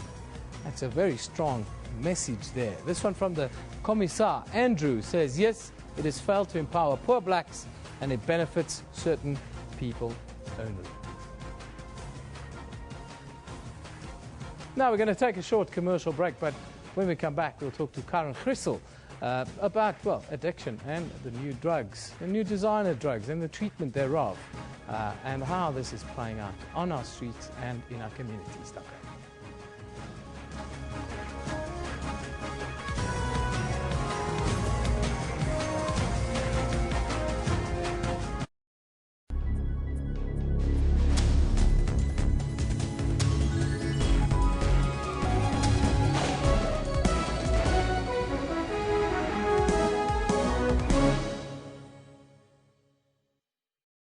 Young girls crossing our borders often find themselves alone in the big city of Johannesburg. I came here when my pregnancy was 6 months. Like many other girls from Zimbabwe, Abigail found her way here to the Central Methodist Church. My friend who was raped, who was forced to have sex at the church. I insisted that this needed to be handled with the police. I think you don't have rights. You do what you don't want to do, and you'll be forced. Any refugee in a strange country is vulnerable to forms of abuse and manipulation. I don't have any option. I can just continue to put the guys so that I can take care of my baby.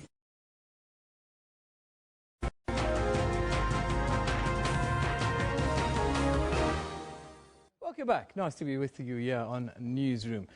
Now, with a variety of new drugs slowly creeping into our market, there's been concerns raised as to what the effects are and what if it gets into the hands of our children. Packaged in colourful foil under a couple of names, one of them being Spice, the other one being Black Mamba. It's a mixture of synthetic marijuana and herbal smokes that may seem harmless, but it is raising concerns, especially amongst treatment centres here in the big cities. Now, joining us from the Wedge Garden Treatment Centre this morning is social worker Karen Grissel. Very good morning to you, Carl. Thank you, Karen. Thank you for joining us. Thank you. Karen, just give us a quick idea. How did you guys make this discovery of this new synthetic marijuana that's being sold over the counters almost? For the last 2 months, we actually picked it up, and there was a patient in our treatment centre that smuggled it in and used it. Yes. In the Wedge Garden Centre, they use this what they call Black Mamba or Spice or whatever. Synthetic cannabinoids, yes. Synthetic cannabinoids. Yes. And they buy it from anywhere now, adult shops, the like here in South Africa? Local cafe, that's where I sent someone, and they bought it anonymously. In what area? It was in Lyndhurst. In Lyndhurst? Yes. Wow. So, and it's readily available. If you go into an adult shop, you ask for Black Mamba, they'll be able to get it. Apparently, the box just comes from under the counter and 60 Rand, and there you have it. I actually have an example here. Okay, now I won't try it personally. Herbal blend, passion fruit. My word. And it's got some Chinese writing in the back. What? Smoking 2 grams, make 5 herbal cigarettes. Take 2 gram, 5 servings of herbal tea. So you can drink it as tea as well? Yes, you can roll it in a smoked joint, or you can make an infused tea. And what's the effect that it has on people? That's a very interesting, very, what's the effect? It's actually very dangerous. It has psychotropic effects, which means it affects your mental health. Do you see things or not like that? Look, the symptoms are... It's not psychedelic, it's psychotropic. Psychotropic, which means it affects your mental activity, your perception, and how you behave. Wow, and do we even know what's in there? There are many compounds of chemicals that they can just tweak and change to add to the matter in there. That's why it's easy to keep it legal. Yeah. Because once you pinpoint one compound of chemical, they can just change it, and then it has the same effect, but then it's legal again. No, it looks very innocent, and it looks as if it's packaged as if you can get it pretty much anywhere in the world. I don't know if you guys can come closer. This one just says herbal blend in big red letters on it, and then, of course, passion fruit in pink right next to it. And I'm sure that's big seller, I'm sure. But now you said that you've had some of your patients who've had some of this in the treatment centres and so forth. What effect does it have on people, and how are you guys treating this kind of thing now? Are you? Yes, look, the symptoms are heart palpitations, seizures, dizziness, vomiting. So why do you then take it in the first place? I don't think people are actually aware of the dangers, of the effects when they smoke it. It's really, really dangerous. Yeah, I just want to go close up. I just want to show people close up. If you can go a little bit close up, just to have a look at it. There you have it. It says herbal blend, passion fruit, what, and then on the back here there's a whole host of things written down. It talks to, you can drink it as tea or you can smoke it if you like. It's very, very interesting. Now, what's the most concerning thing for you as a treatment center with regards to the way that we are managing drugs and the way that new drugs are coming into the market, almost unregulated, it seems? Is the only thing we can do is treat it according to our program. It is physically and psychologically addictive, which means you'll get withdrawals, and with that you will need detox. Yeah. And the first month in a treatment center is always detox. Detox, yes. So how long does it take for a person to detox, and which are the worst drugs to get over if you have to kind of get over that? We always see in the movies somebody lying chained to a bed, shaking for a couple of days, sweating and all that kind of stuff. Is it really like that? You know, we are quite a graceful treatment center with nurses, and we medicate them and we help them. And the concoctions of the drugs are so mixed, we often don't even know if we're treating exactly cat, because there's so many things in the cat. Yeah. So now you can buy this stuff, of course, at the garage. Yes. You can buy it everywhere. What should parents be on the lookout for, and what's your message to parents, really?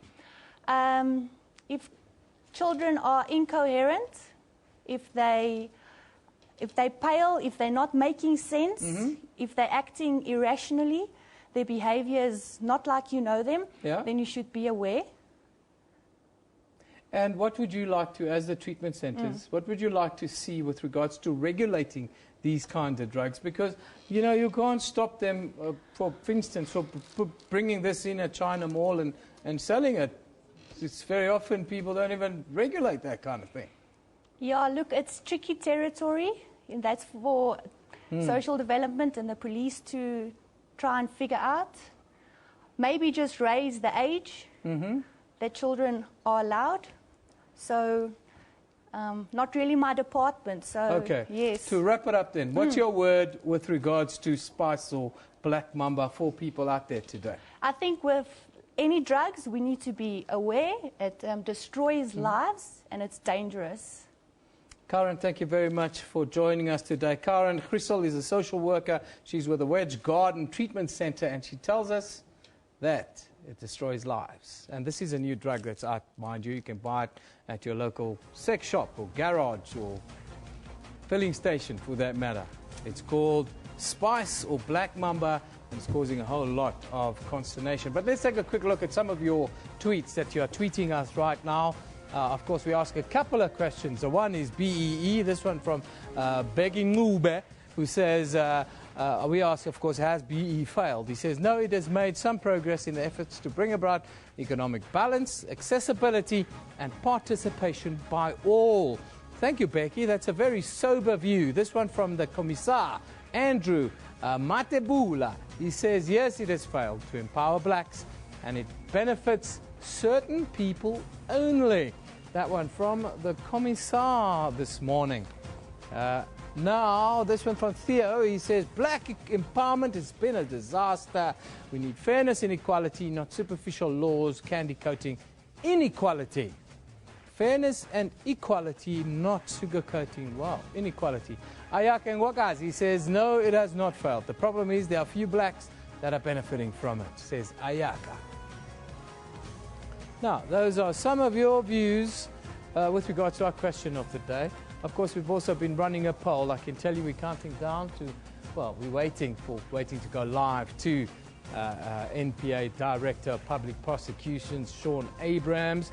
He's expected to tell us today whether Pravin Gordhan, well, whether charges against Pravin Gordhan will be dropped. Now, we're waiting for that. But while we wait, can we have a look at that poll and have a look at where we're at, Johan? Yeah, we've got a poll. We asked, should charges against Pravin Gordhan be dropped today? We've got 209 votes in right now, and it says 74% of the people say, yes, drop the charges against the finance minister. The other 26% are saying, no, don't drop the charges. We are all equal in front of the law. It's now on 222 votes. There you see, 222 votes. That's Nelson And 75% say yes, 25% say no. Now, we were talking about new drugs, designer drugs and the like. Now, this year alone, there have been several reports of new drugs hitting the market with the intention to target children. And with the constant changes, the fight against drug abuse here in Gauteng especially is becoming very challenging. Now, joining us in studio is the Gauteng Department of Social Development, I would think, MEC Nandi Mayatula Koza. Very good morning to you, ma'am, and thank you for once again joining us. Thank you so much. Good morning, Eben. Now, we've been told, or we've got this story in South Africa that drugs is very much a Cape Town thing, and it's very much organized in Cape Town, if we want to call it, informal settlements and so forth, and on the Cape Flats specifically. But Johannesburg is developing a big problem, isn't it? Absolutely, Eben. Johannesburg is developing a very, very big problem. You actually find all these types of drugs in Johannesburg, including alcohol, the abuse of alcohol. And, you know, recently we now hear about the black mamba, the spice drug. So it is found in Johannesburg as well. You mentioned the A word, which sometimes when we talk about drugs and addiction and all the problems, social ills, the worst drug of them all is alcohol, isn't it? It is actually. It's second most used drugs by our people, young and old, rich and poor. Black or white. We always hear about, yes, marijuana is this gateway drug, but is alcohol not the ultimate gateway drug, for that matter, that leads to all the bad decisions that follow? No, it is, because when our people are influenced by alcohol, they tend to actually do things that they wouldn't do when they are sober. They would, they would do burglary, they would, rape, and they would do all sorts of social ills. So we have to work together to combat, abuse of alcohol in particular. Now, you're driving a campaign here in Gauteng. Yeah. Tell us a little bit about this campaign. Why are you so passionate about this campaign? Indeed, we are driving a campaign called the Social Movement against, use of drugs in Gauteng as a whole, not in Johannesburg, but also all over Gauteng. We established this drug as Gauteng government because working alone as government, we cannot achieve, combating substance abuse. So we are working with all departments in the province. We are working with all local governments in the province. We are working with the police that were here earlier on. We are working with non-profit organizations, the faith organization, the religious sector, the business, and everybody else, to ensure that we join efforts to really combat drug use, because we are interested in, as far as our strategy is concerned, we want to reduce the supply. Yes. So the police are responsible for that, and they are doing it. We want to reduce harm because it harms, the lives of people. We've spoken about it, the newest of the new drugs. We've, of course, had jelly babies and all these things that have been doing the rounds. But the latest one that you can buy at the garage store, you can buy it in the sex shops and that kind of thing here in South Africa, it's called spice or black mamba. You saw that a little bit earlier. And it's being sold legally over the counter, unregulated. Looks something a little bit like this that we see on screen now. How concerned are you about this, and how do we stop this from getting into the hands of our children? Because if you can buy what we call a legal high over the counter, that must concern you. It really concerns us as parents, but also as public representatives as well. So that's why it's important, even for families, to teach their children really not to buy these substances, because at the end of the day, I'm told it's legal, but it's got substance that is illegal within it. So parents must teach their children. The communities must also create awareness. That's why we also embark on Kimoja with the young people. Say, I'm okay. I don't have to do this. I don't have to buy this black mamba thing because it will affect me. I'm told that it really, really, really devastates people. So it's really the community that must take charge. The police also are doing their work, and they must do more work.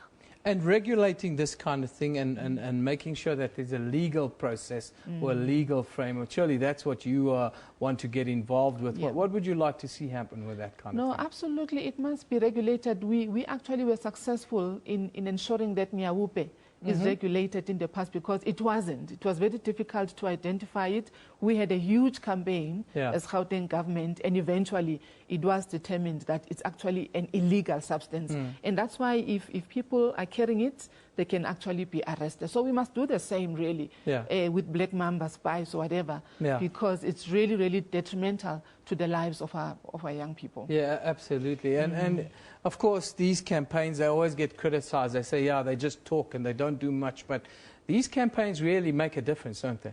They make a difference, because remember when I was here, we spoke about having been to Commissioner and Holt Street, and we spoke to 300 young people who sleep on the street. We took 100 of them to the rehab. They completed the 6 weeks rehab, and now they are in skills development centers, and they are being trained as part of the aftercare program. And we continue to work with people like Kabelo.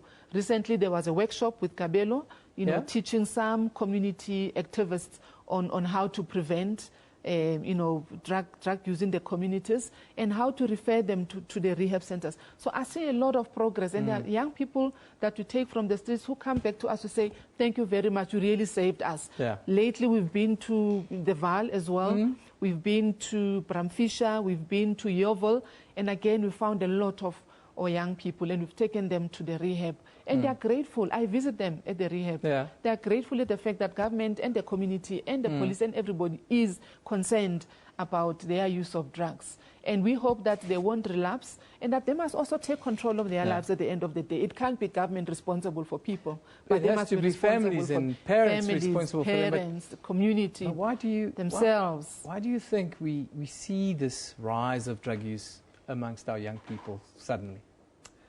There are many reasons. Some of them come from poor families, and they say there's no money at home.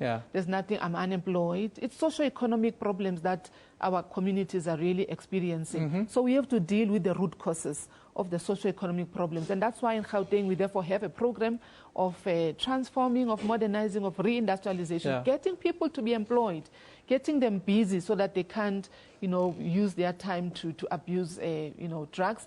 But also there would be rich children coming from rich families or young people where they are given a lot of money. They don't know what to do with it. Then they are tempted to go and buy the drugs. So we must deal with the root causes. That's why when we work with parents, with communities, we talk about these kinds of issues. Don't give children a lot of money so that they use it for drugs. Oh, if you give them money, they'll just go crazy. It's like anything. Thank you for joining us. Just want to point out to you what we're talking about is what you can see on the screen. Now, this is only the latest. This is the latest one. It's called Spice. It also has another name. It's called Black Mamba, and you can buy it at garage stores. You can buy it at sex shops, the like. It's a synthetic cannabinoid that you can smoke, and in the packet there's a whole variety of other stuff that give you that high. Thank you very much for thank you very much for joining us and talk about what is a scourge that's becoming even more of a problem in our communities. It's drugs. Yes, that's the new world we're living in. Drugs. Everyone wants to get high, and it's readily available, as you can see on our streets, even in some of our legal stores right now. Now, of course, we've got a main story, the big story of the day, that whole South Africa want to know about. The National Director of Public Prosecutions, Sean Abrahams, is this morning expected to announce whether or not he'll drop charges against Finance Minister Pravin Gordhan when he briefs the media in Pretoria. It was set for 10:30. Of course, it's now 10:44. Speculation has intensified that Abrahams will drop the charges. Meanwhile, the DA has called on Abrahams to immediately withdraw the charges against Gordhan and 2 former SARS officials. He was also told by them to resign. For the latest, let's go to our reporter Aldrin Samper, who is in Pretoria, where the press briefing is expected to take place. Very good morning to you, Aldrin. Just give us a quick overview. Well, it's quite an interesting briefing considering the advisory that was released by the NPA saying that it is an impromptu press briefing, considering yesterday's articles as well, the Sunday papers, saying that there has been a decision that has been taken not to prosecute the 3, that's Ivan Pillay, Opa Magashula, as well as Pravin Gordhan. Now, yesterday, I think there was an article that was released by Reuters which had an interview with Sean Abrahams, in which he titled this as absolute nonsense, that there's a decision that has been taken. He said that he was still applying his mind. Remember that after he made the announcement here at this room that the three will be prosecuted and an indictment has been sent to all three of them. And remember that that case was expected to be heard on Wednesday, that is the 2nd of November. He did indicate that he has advised them that they can come forward to come and give some sort of representation, whether they want the NDPP to relook the matter of charging them.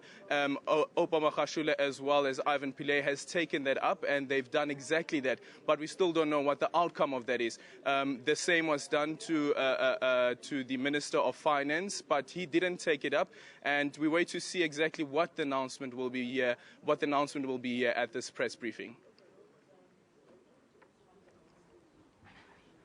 Yeah, Aldrin, if you can hear me, I know if you're right in the thick of it there, but this is a landmark event. Are you surprised by the timing of this press conference?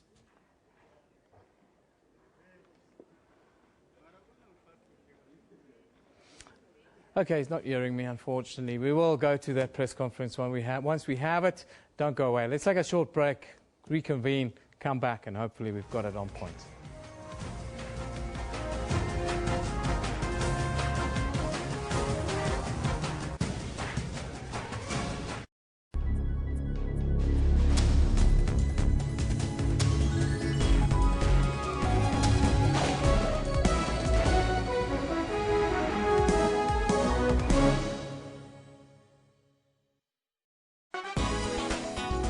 If you look at artists, they've got one of the abilities to either form new conversations, they can paint a picture of a country, they can paint a picture of a mindset of a country. The Cape Town-based ballet dancer recently won at the 2016 and 2017 Rolex Mentor and Prodigy Arts Initiative. South African hip-hop right now is sitting at a level where it's Mgutu, Yippee and Roll Up. When you put them all in one room, you actually have like the ultimate super South African fan. And you're watching Trends, do not go anywhere, stay right there. Catch Trends for that 1 hour weekly dose of arts and entertainment news every Saturday from 12 to 1.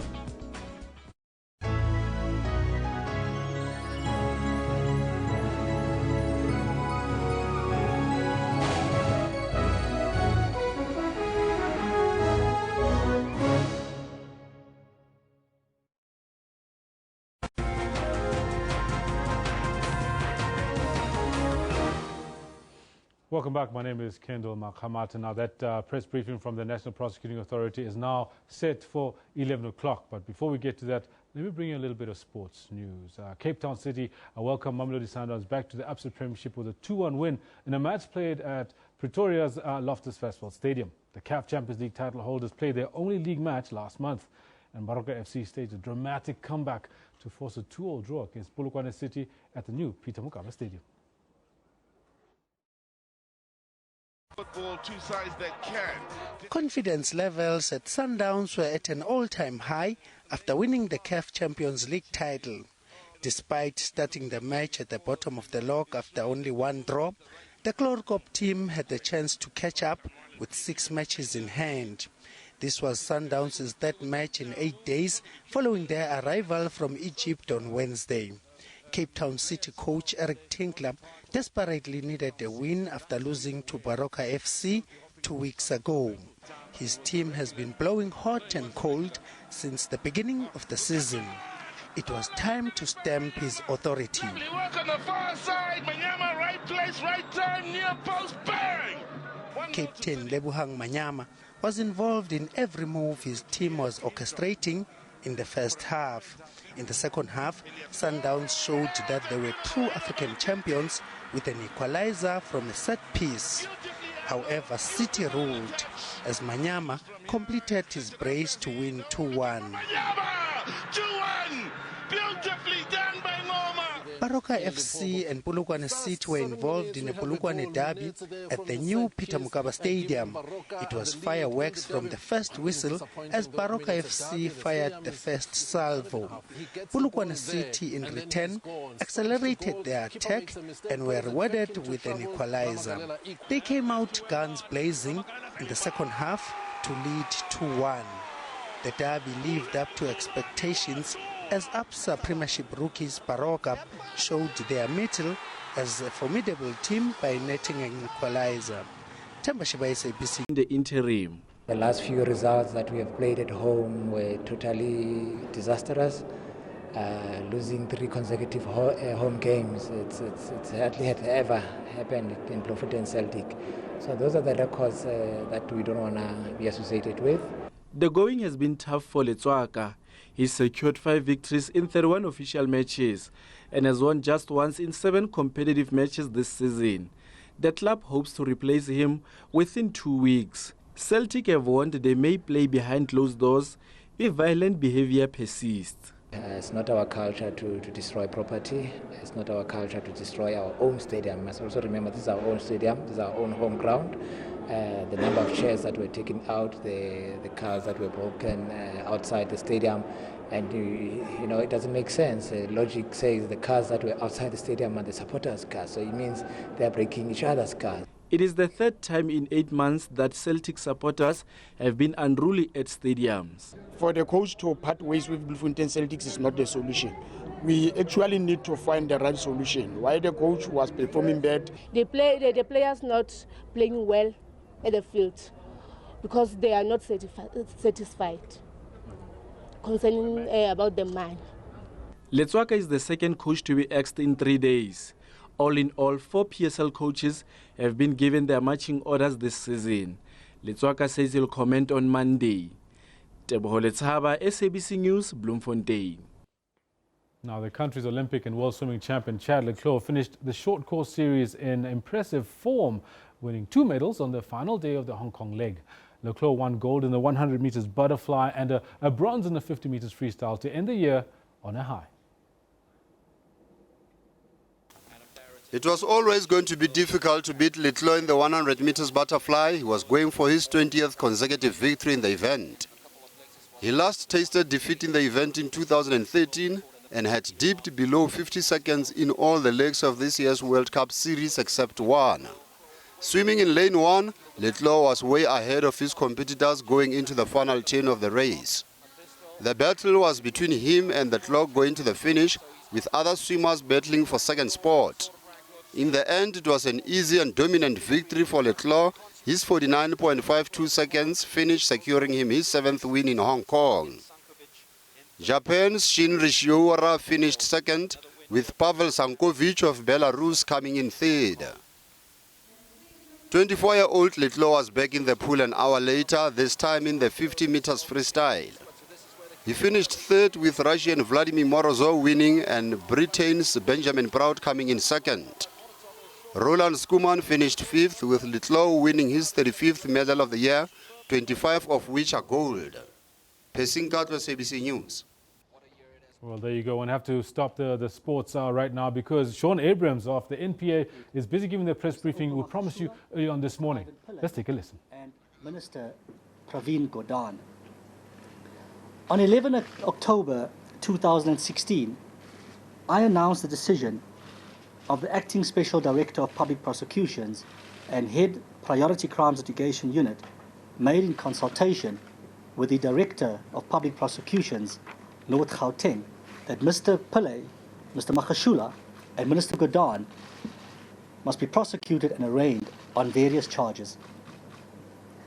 At the outset of that briefing, I alluded to the provisions of Section 179, subsection 5, subsection D of the Constitution, which empowers me as the National Director, when requested, to review a decision to prosecute or not to prosecute. After having consulted the relevant director and after taking representations within a period as specified by me from the accused persons, the complainant, and any other person or party whom I consider relevant.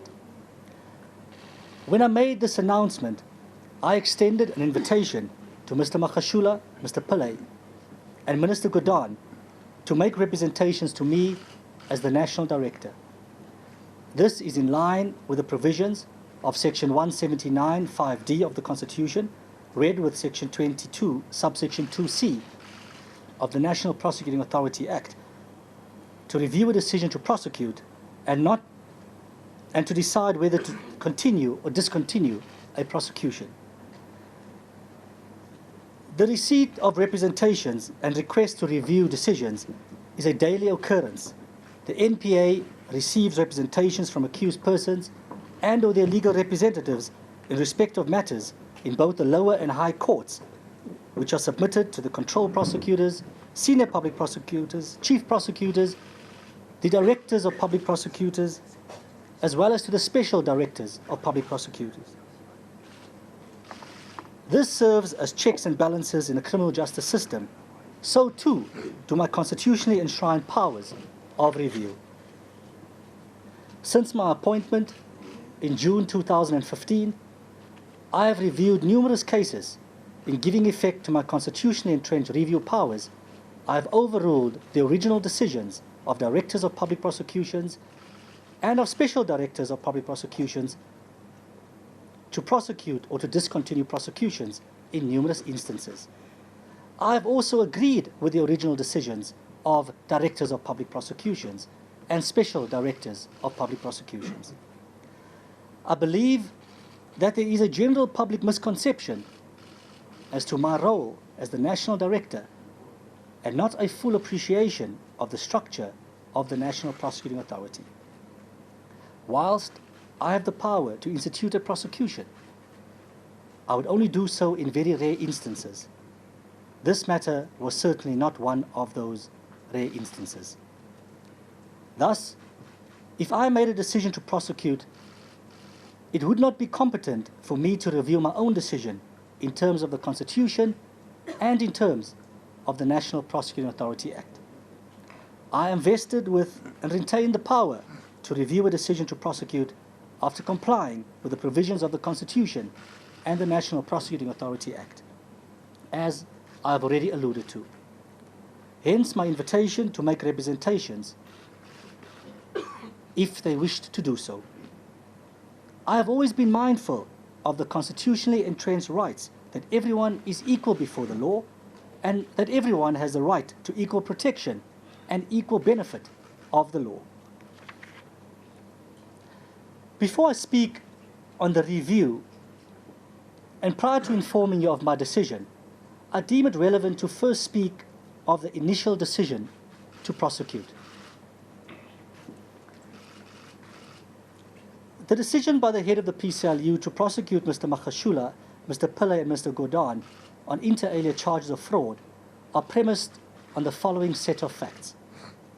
Mr. Magashule was employed at SARS from 2006 to 2009 as the head of Human Resources and Corporate Services and as the Commissioner from 2009 to 12 July 2013.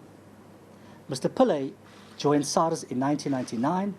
He was the General Manager of the Enforcement and Risk Unit until his appointment as Deputy Commissioner in 2009, in which capacity he served until his resignation with effect from 31 December 2010.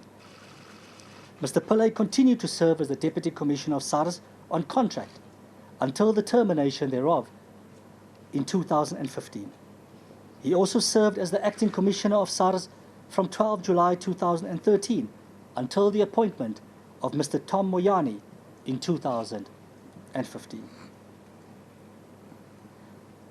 Minister Gordhan served as the Commissioner of SARS from November 1999 to May 2009, and as the Minister of Finance from May 2009 to May 2014, and again from 15 December 2015 to date. From May 2014 to December 2015, Minister Gordhan served as the Cabinet Minister responsible for cooperative governance and traditional affairs. Mr. Pillay first applied to go on early retirement in December 2008, when a vastly experienced human resource specialist in the employ of SARS was requested to prepare a memorandum for the early retirement of Mr. Pillay. The memorandum was for the attention of the Commissioner, who was Minister Gordhan at the time, to recommend to the then Minister to consider approving the early retirement of Mr. Pillay in terms of the provisions of Section 16, subsection 6A and B of the Public Service Act. At that stage, the reasons advanced by Mr. Pillay to retire early were to the effect that he wished to pursue other interests. This memorandum was never approved. Instead, the self-same specialist received a revised version of the memorandum in October 2009 from the Office of the Commissioner, who was now Mr. Magashula, which contained different reasons as to those advanced by Mr. Pillay in the original memorandum for the Minister to approve his early retirement. The revised memorandum now advanced that Mr. Pillay wished to retire early to enable him to provide for his children's education. The self-same specialist raised concerns to Mr. Magashula via emails dated 8 and 9 October 2009 to the effect that in the event the Minister approves Mr. Pillay's application on the grounds of personal interest, it may create a precedent in terms of which other employees may submit similar requests for early retirement. Further, that should Mr. Pillay's application be approved, it could technically be construed that SARS contributed approximately 340,000 rand towards the education of Mr. Pillay's children. Further, that approving Mr. Pillay's request may put both he and the Minister of Finance in a tight spot, especially if Mr. Pillay is reappointed to the very same position. And that the argument could be advanced that Mr. Pillay was able to continue with his present functions as his retirement and reappointment was purely to assist him to provide for his children's education. He further confirmed that whilst at SARS, he dealt with 2 other applications for early retirement with full benefits. Neither of the 2 were approved, as insufficient reasons existed for the Minister to have approved those applications. He is largely corroborated by his supervisor, a remuneration and employee services executive in SARS. He, along with his supervisor, further advised Mr. Magashula against continuing with Mr. Pillay's early retirement, as it was for personal reasons and did not advance the business interests of the South African Revenue Services. Another SARS official, a remuneration and benefits executive, made a statement to the Hawks in which he inter alia states that after diligently perusing SARS policies, he expressed the view that there is no framework that governs SARS payment of penalties imposed by the Government Employment Pension Fund in respect of SARS officials, and that issues relating to the retirement of SARS officials retiring early and the penalty imposed by the Government Employment Pension Fund law are governed by that law.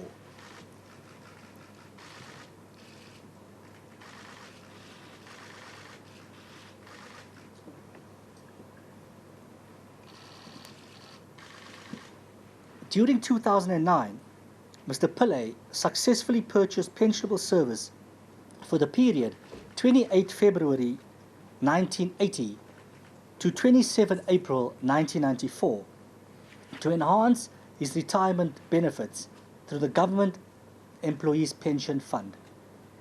In August 2010, Mr. Pillay, who was 56 years old at the time, submitted separate internal memoranda to both Mr. Magashula and Minister Gordhan, in which he, inter alia, informed them of his decision to retire early, explained that the decision to retire early is largely informed by his deteriorating medical condition and family responsibilities, which has suffered as a direct result of his dedication to his job at SARS. Mr. Pillay further requested to be reappointed in SARS in a different capacity on contract after having taken early retirement. He further requested Mr. Magashula to recommend to Minister Gordhan to approve his early retirement subject to the provisions of Section 16, subsection 6D of the Public Service Act, in terms of which the Minister approves that the penalty imposed on his pension benefits as envisaged by Rule 14.3.3b of the Government Employment Pension Fund rules be paid by SARS to the Government Employment Pension Fund on his behalf. It is clear that regard was had to sections 16, subsection 6A and B of the said Act, as section 16, subsection 6D did not exist.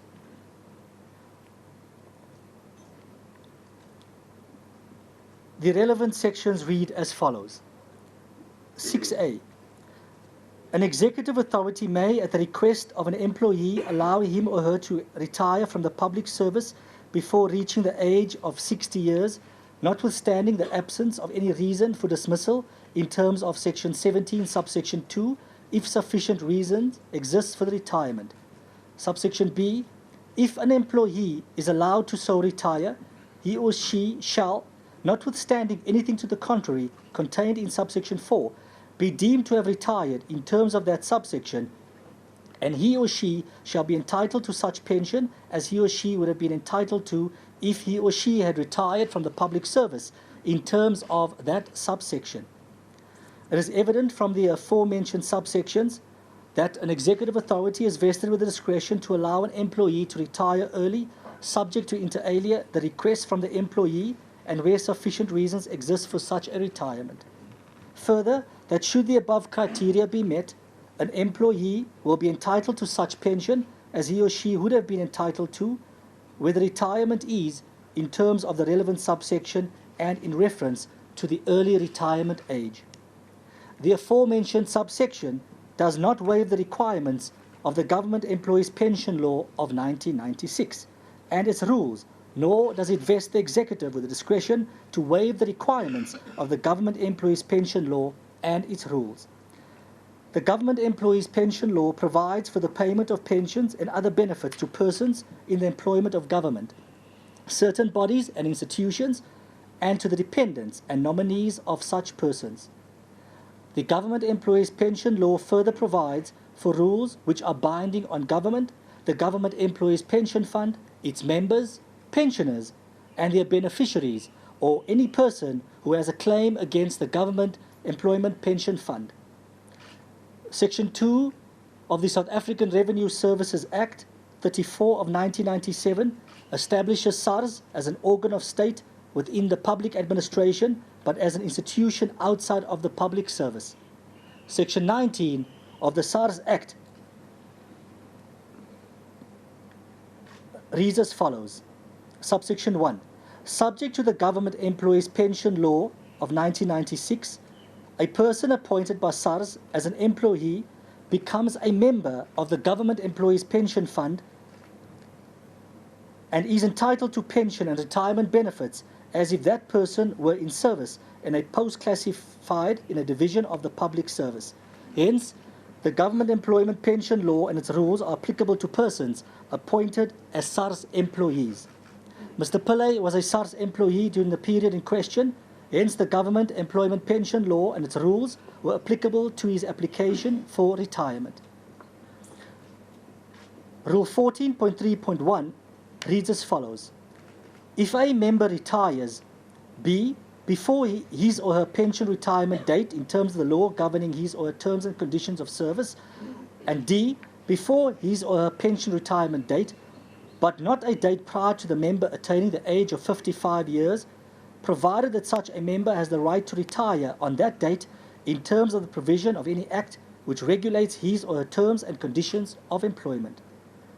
Such member shall be entitled to the benefits indicated in Rule 14.32 or Rule 14.33 as the case may be. Rule 14.32 is only applicable to members with less than 10 years pensionable service and finds no application in Mr. Pillay's matter, as Mr. Pillay had in excess of 10 years pensionable service. Rule 14.33 applies to members with 10 years or more pensionable service, as in Mr. Pillay's instance, and inter alia reads as follows. A member who retires on account of a reason mentioned in Rule 14.31A, B or C, and who has at least 10 years pensionable service to his or her credit, shall be paid the benefits referred to in Rule 14.2.1 or 14.2.2, provided that Rules 14.2.3a and 14.22 shall apply to members referred to in those rules where applicable. B. A member who retires on account of a reason mentioned in Rules 14.31 D or E and who has at least 10 years pensionable service to his or her credit shall be paid the benefits referred to in Rule A above. Now this is very important. Provided that such benefits shall be reduced by 1/3 of 1% for each complete month between the member's actual date of retirement and his or her pension retirement date. The reading of Rule 14.33b is unambiguously clear and concise in that a person in Mr. Pilley's position would be subjected to a reduction of pensionable benefits by 1/3 of 1% for each completed month between his or her actual date of retirement and the date of his or her pensionable date of retirement. In effect, this rule creates what is commonly referred to as a penalty payable by the employee. In a memorandum dated 12 August 2010, titled Early Retirement of Deputy Commissioner Ivan Pillay with Full Retirement Benefits, Mr. Magashula requested Minister Gordhan's approval for the early retirement of Mr. Pillay with full benefits with effect from 1 September 2010, that is, whereby SARS pays the penalty to the Government Employment Pension Fund as contemplated in Rule 14.3.3b of the Government Employees Pension Law, read with Section 19 of the SARS Act and Section 16, subsection 2, capital A, subsection A of the Public Service Act. Further, to retain Mr. Pillay as Deputy Commissioner of SARS on a 3-year contract with effect from 1 September 2010.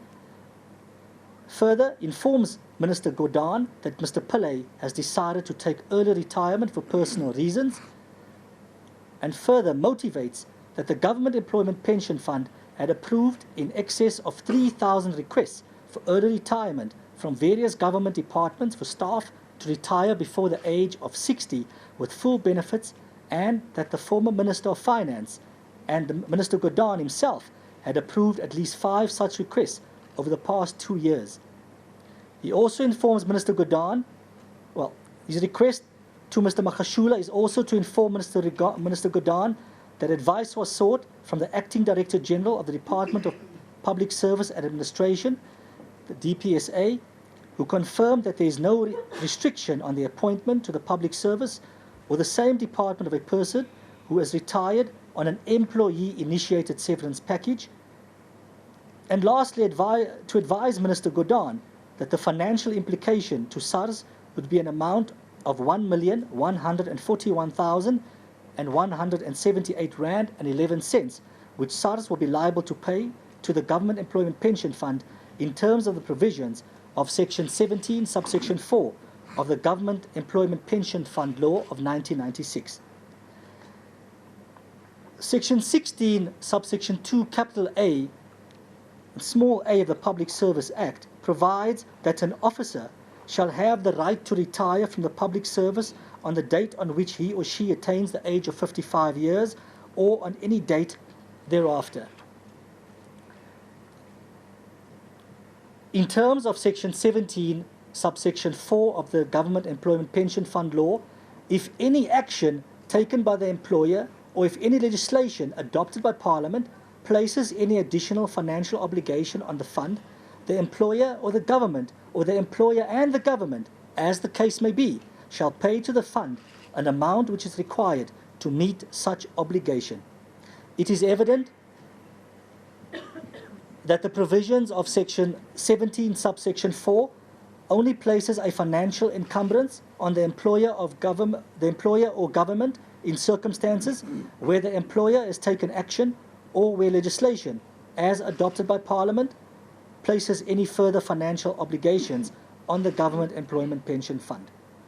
It would, with respect, amount to an absurdity where an employee applies to be released from his or her responsibilities to enjoy early retirement when executive authority exercises his or her discretion to permit such employee to be released prior to his or her actual date of retirement, and the employer or government has to carry the bill without any criteria having been applied by the executive authority.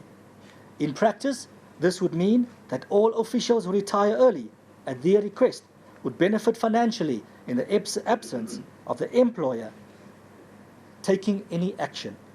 The words, where the employer has taken action, it is submitted, required some act which would be to the benefit of the department concerned, either by way of transformation initiatives or some form of restructuring.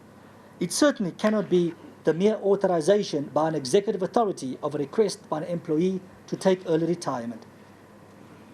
The Minister of the Department of Public Service and Administration issued a determination on the introduction of an employee-initiated severance package for the public service in terms of the provision of Section 3, subsection 3C of the Public Service Act with effect from 1 January 2006 as per DPSA Circular 1/16/21 dated 16 January 2006. In terms of its scope, the determination is applicable to all employees appointed in terms of the Public Service Act. The purpose of the determination is to allow employees affected by transformation and restructuring who wish to exit the public service to apply for an employee-initiated severance package. In terms of this determination, it is only applicable to employees who are affected by transformation and restructuring who may apply voluntarily to the executive authority or his or her delegee of his or her department to be discharged from the public service. The application is subject to the approval of the executive authority. The application must be made on an application form marked Annexure A titled Process Form, Application for Employee-Initiated Severance Package, which is available from the DPSA website. In consideration of the application, the executive must, as a minimum, take the following into consideration: the impact of the employee's exit from the department on its service delivery capabilities, the employee's competence and suitability for continued employment, the manner in which the employee's exit will support the transformation and restructuring of the department, the specific reasons for the employee's request, the ability of the department to finance the costs related to the payment of the severance package, including the refunding of the government employment pension fund, severance pay, leave pay, etc., the impact of the granting of the severance package on the morale of other employees, whether the employee concerned occupies a post on the department's establishment or not. Further, that the following benefits are payable to employees who are members of the government employment pension fund and who have attained the age of 55 years and who have in excess of 10 years service. A gratuity and annuity determined in terms of the formula that applies to the member without scaling down of pension benefits in terms of Rule 14.33b and without an addition to the pensionable service in terms of Rule 14.2.4b. In an affidavit by the then acting Director General of the DPSA, he inter alia states the following. He advised Mr. Magashula in relation to the employee-initiated severance package and the applicable criteria as previously outlined. That in respect of Mr. Magashula's inquiry, whether employees exiting the public service on an employee-initiated severance package, on whether they can be re-employed into the public service, he advised generally that there was no restriction on the re-employment of such employees. He further explained that in the event that the employee concerned left on a voluntary severance package, the employee concerned would only be permitted to be reappointed if the relevant department was unable to recruit suitable candidates, and that the reappointment of such former employee would only be on a fixed-term contract limited to a maximum period of 3 years. He further advised that such fixed term could be further extended for a period of no longer than 3 years. It is clear from the above that the reasons advanced by Mr. Pillay do not fall within the qualifying criteria of the employee-initiated severance package. Whilst the memorandum dated 12 August 2010 is not signed by the erstwhile Deputy Minister of Finance, Mr. Nhlanhla Nene, Minister Gordhan's approval is only obtained on 18 October 2010. As a result, Mr. Pilley's early retirement with full benefits, as approved by Minister Godhan, was only implemented with effect from 31 December 2010. Mr. Pilley also entered into a 5-year employment contract with SARS as the Deputy Commissioner of SARS with effect from 1 January 2011 to 31 December 2015, instead of a 3-year contract as approved by Minister Godhan, and instead of in a different capacity. In addition, a new employment contract was entered into between Mr. Pilley and Minister Godhan with effect from 1 April 2014 to 31 December 2018, whereby Mr. Pilley would serve as a Deputy Commissioner for SARS for a further period of close to 4 years. This is 9 months prior to the initial contract being due to expire, and a month before Minister Godhan was appointed as the Minister of Cooperative Governance and Traditional Affairs. There was no supporting documentation submitted in the ordinary course for Minister Godhan to apply his mind to the approval of the renewal of the contract. This was also done contrary to advice from a Remuneration and Employee Service Executive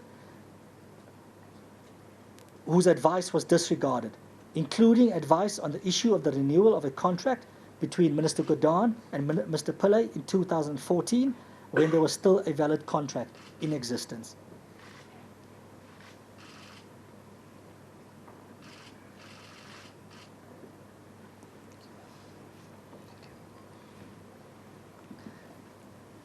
In their warning statements to the Hawks, both Mr. Pilley and Mr. Magashule in effect elected to remain silent. Minister Godhan did not subject himself to the taking of a warning statement, but did provide his version to the Hawks through his lawyers, and in which Minister Godhan stated that he approved Mr. Pilley's early retirement with full benefits on the strength of the recommendations by Mr. Magashule. Minister Godhan is further recorded to have approved Mr. Pilley's early retirement with full benefits, being mindful that Mr. Pilley wanted to gain access to his pension fund to finance the education of his children, and that he believed it to be entirely above board, and because he thought it appropriate to recognize the invaluable work Mr. Pilley had done in the transformation of SARS since 1995. I would now like to address the review in terms of Section 179, subsection 5D of the Constitution. On Friday, 14 October 2016, Freedom Under Law and the Helen Suzman Foundation submitted a communication to me through their lawyers in which they requested me to withdraw the charges against Minister Godhan unconditionally on or before a specified date, failing which they would exercise their right to seek urgent recourse to review and set aside the decision to prosecute Minister Godhan. On Monday, 17 October, and on Tuesday, 18 October 2016, both Mr. Magashule and Mr. Pilley requested me to review the decision to prosecute them by way of representations to me in terms of Section 179, subsection 5 of the Constitution through their legal representatives.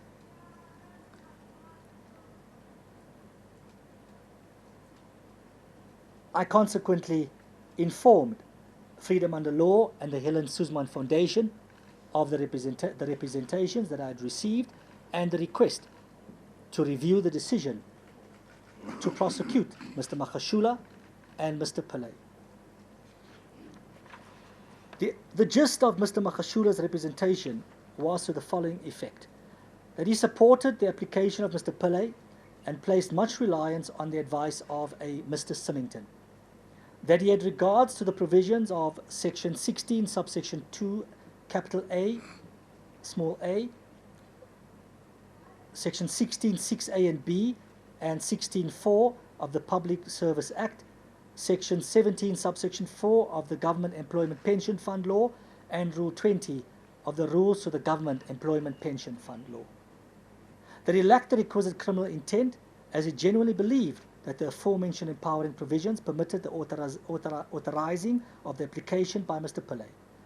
That Minister Godhan acted within the scope of the executive discretion extended to him by virtue of the position he holds and the law. That in the event Minister Minister Godhan had exercised his discretion wrongly, it does not amount to criminal intent. That there was an email communication between himself and the acting DG of the DPSA, which confirms the engagement between them in relation to Mr. Pillay. The gist of Mr. Pillay's representation is much the same as that advanced by Mr. Magashule. Mr. Pillay also produced a memorandum from a Mr. Flock Symington. Minister Godhan chose not to make representations to me. In a communication dated 18 October 2016, through his lawyers, he aligned himself with the submissions made to me by Freedom Under Law and the Helen Suzman Foundation.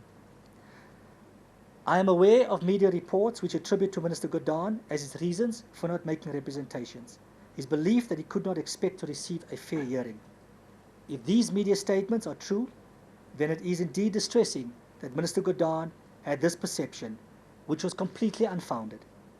In a letter dated 5 September 2016 from the Head Priority Crimes Litigation Unit addressed to the legal representative of Minister Godhan,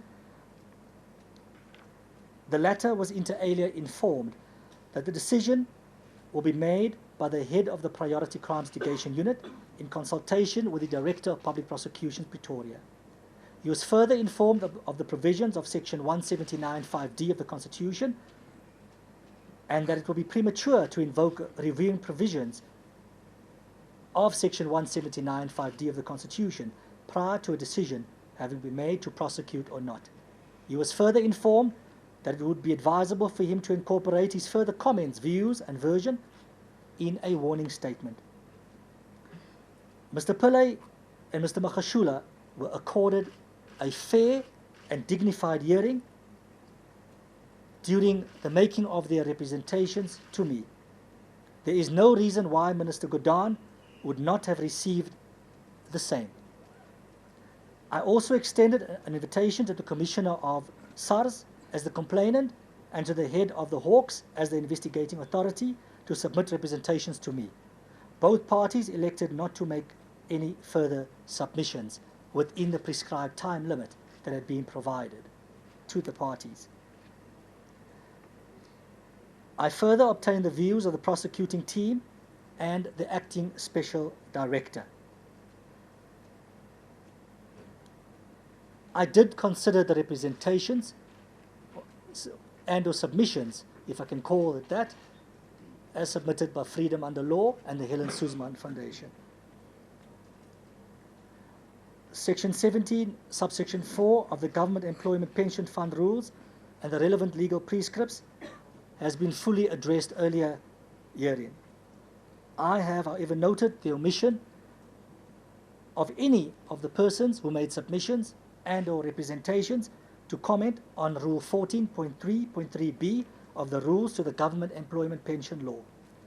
Rule 20 of the Rules to the Government Employment Pension Fund, insofar as it is relevant, obligates the employer and or government to pay an annuity and a gratuity and or both. It does not waive the penalty to be paid by the employee or the scaling down of benefits requirement provided in Rule 14.3.3b of the Rules to the Government Employment Pension Fund Law.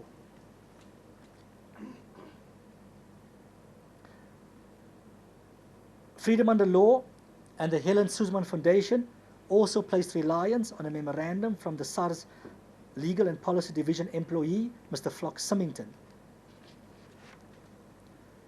This document only came to the attention of the prosecutors for the first time by way of the submissions by Freedom Under Law and the Helen Suzman Foundation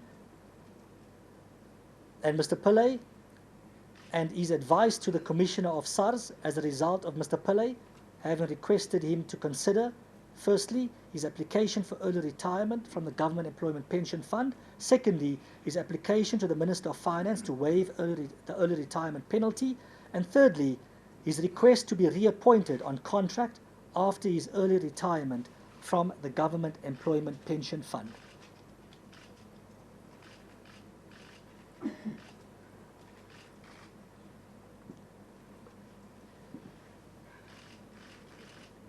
Mr. Symington, inter alia, advised as follows. Approached individually, all three requests are technically possible under the rules of the Government Employment Pension Fund, read with SARS's employment policies. That Mr. Pillay is entitled to request the Minister to waive the early retirement penalty, that no technicality prevents SARS from appointing Mr. Pillay on contract after his retirement, that Mr. Pillay's decision to apply for early retirement is dependent on whether the Minister approves that SARS pays the early retirement penalty to the Government Employment Pension Fund, and that SARS re-employs him on a contract basis after his retirement. Lastly, should the Minister decide not to approve Mr. Pillay's request, and SARS does not contract Mr. Pillay after his retirement, that his decision to apply for early retirement be withdrawn altogether. It is clear from the above that if Mr. Pillay's request could not be met, he would withdraw his application to retire early altogether. As a result of the representations by Mr. Magashula and Mr. Pillay and the submissions by Freedom Under Law and the Helen Suzman Foundation, I directed further investigations to be conducted, which I deemed necessary and relevant to assist me in reaching a decision in the matter. I inter alia required the following: confirmation from Mr. Symington that he is the author of the document submitted by Freedom Under Law, the Helen Suzman Foundation, and Mr. Pillay. Mr. Symington is now employed in the Legal Counsel Division at SARS, and he submitted an affidavit dated 20 October 2016 in which he amplified his views when he advised the Commissioner in 2009. He largely relies on all the legal provisions which I have outlined in my address to you, with the exception of Rule 14.33b.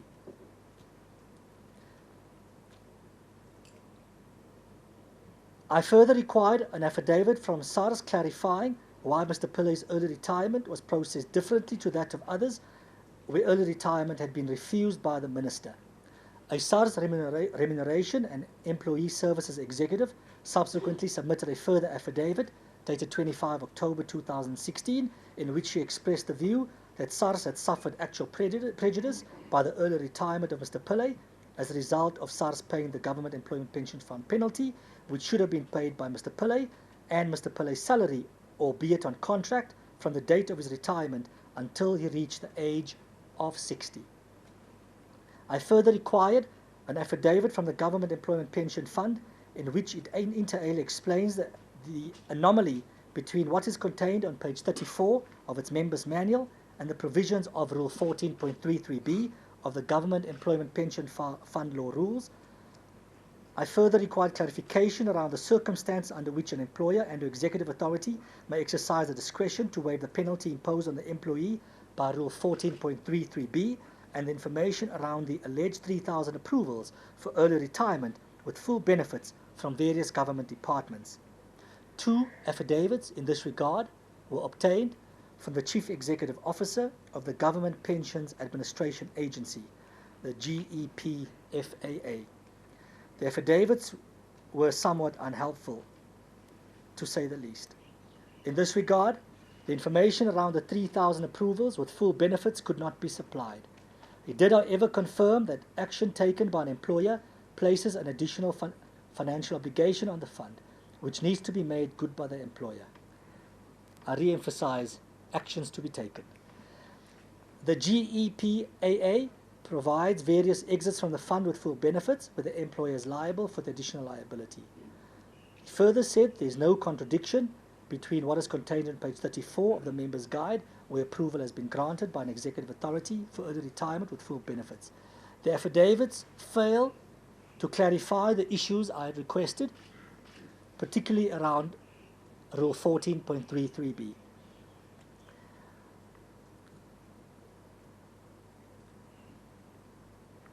The email communications between the Acting Director General of the DPSA and Mr. Magashula, as alleged by Mr. Magashula, was also requested. This I obtained. In an email communication dated 23 July 2010, Mr. Magashula refers to a discussion the previous day between Mr. Godhan, the Deputy Director General who served as the Acting Director General of the DPSA at the time, and himself regarding the early retirement of the Deputy Commissioner of SARS. Mr. Godan also participated in these discussions in terms of the email concerned. Mr. Magashula specifically asks the following questions, which came about as a direct result of their discussion. Whether there is a precedent for authorizing early retirement and re-engaging the same person on a short contract completely different from permanent employment with a scaled-down responsibility, salary and other conditions of employment. Should same be authorized, what would the impact of Cabinet's decision to recognize NSF service at 100% on the retirement benefits of the Deputy Commissioner be? To indicate how long he expects the process to take and who can do the estimates to assess the impact of the decision on the Deputy Commissioner's retirement, which is anticipated to happen in a month's time. Lastly, whether he has any statistics of how many of early retirement cases without re-engagement have been processed as of date. The Acting Director General responded to the aforementioned email on 3 August 2010 in the following terms. That an employee-initiated severance package is granted to employees that are generally in excess of the organization as a result of a restructuring exercise. It includes changing the content of the job or the abolishment of the post. 2, there is no restriction in the appointment to the public service or to the same department on a person who has left on an EISP. Any new appointment will be to a new post with a new set of conditions. Thirdly, that he did not have figures on how many persons were re-employed, but is aware of a few that were. Fourthly, that Cabinet Memo 8 of 2009 recognized full NSF service as pensionable service in terms of the Government Employment Pension Fund rules for the Department of Defence personnel.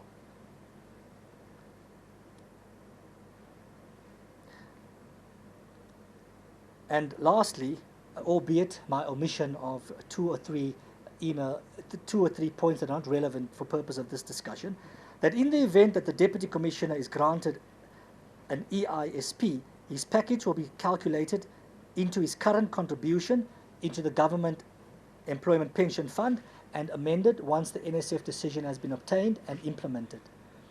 It is evident that Minister Godan and Mr. Magashula were both uncertain as to whether Mr. Pilley's request for early retirement with full benefits and his immediate re-employment into SARS could be approved. This much is clear from the engagement with both Mr. Symington and the Acting Director General of the DPSA. In this regard, Minister Godan, in hindsight, should have consulted his Deputy Minister of Finance, who was Mr. Nhlanhla Nene at the time, who could have provided crucial guidance and clarity thereon. The advice of Mr. Symington appears to have largely influenced Mr. Pilley and Mr. Magashula.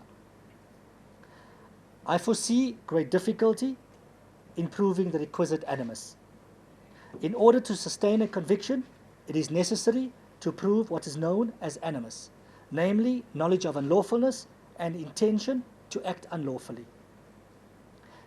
In the matter of State versus Barkett's Transport Pty Limited and another, 1986, Volume 1, 706, a Cape Provincial Division decision, the second appellant had acquired shares in the first appellant, which possessed a permit authorizing it to convey upholstery materials, carpets, floor mats, curtains, cushions, and other soft furnishings.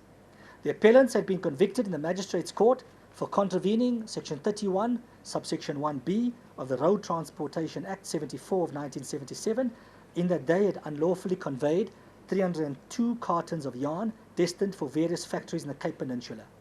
6 months before the commission of the offence, the second appellant had obtained an opinion from his legal advisers to the effect that the conveyance of the yarn fell within the definition of conveyance of upholstery materials and as such was authorized by the permit.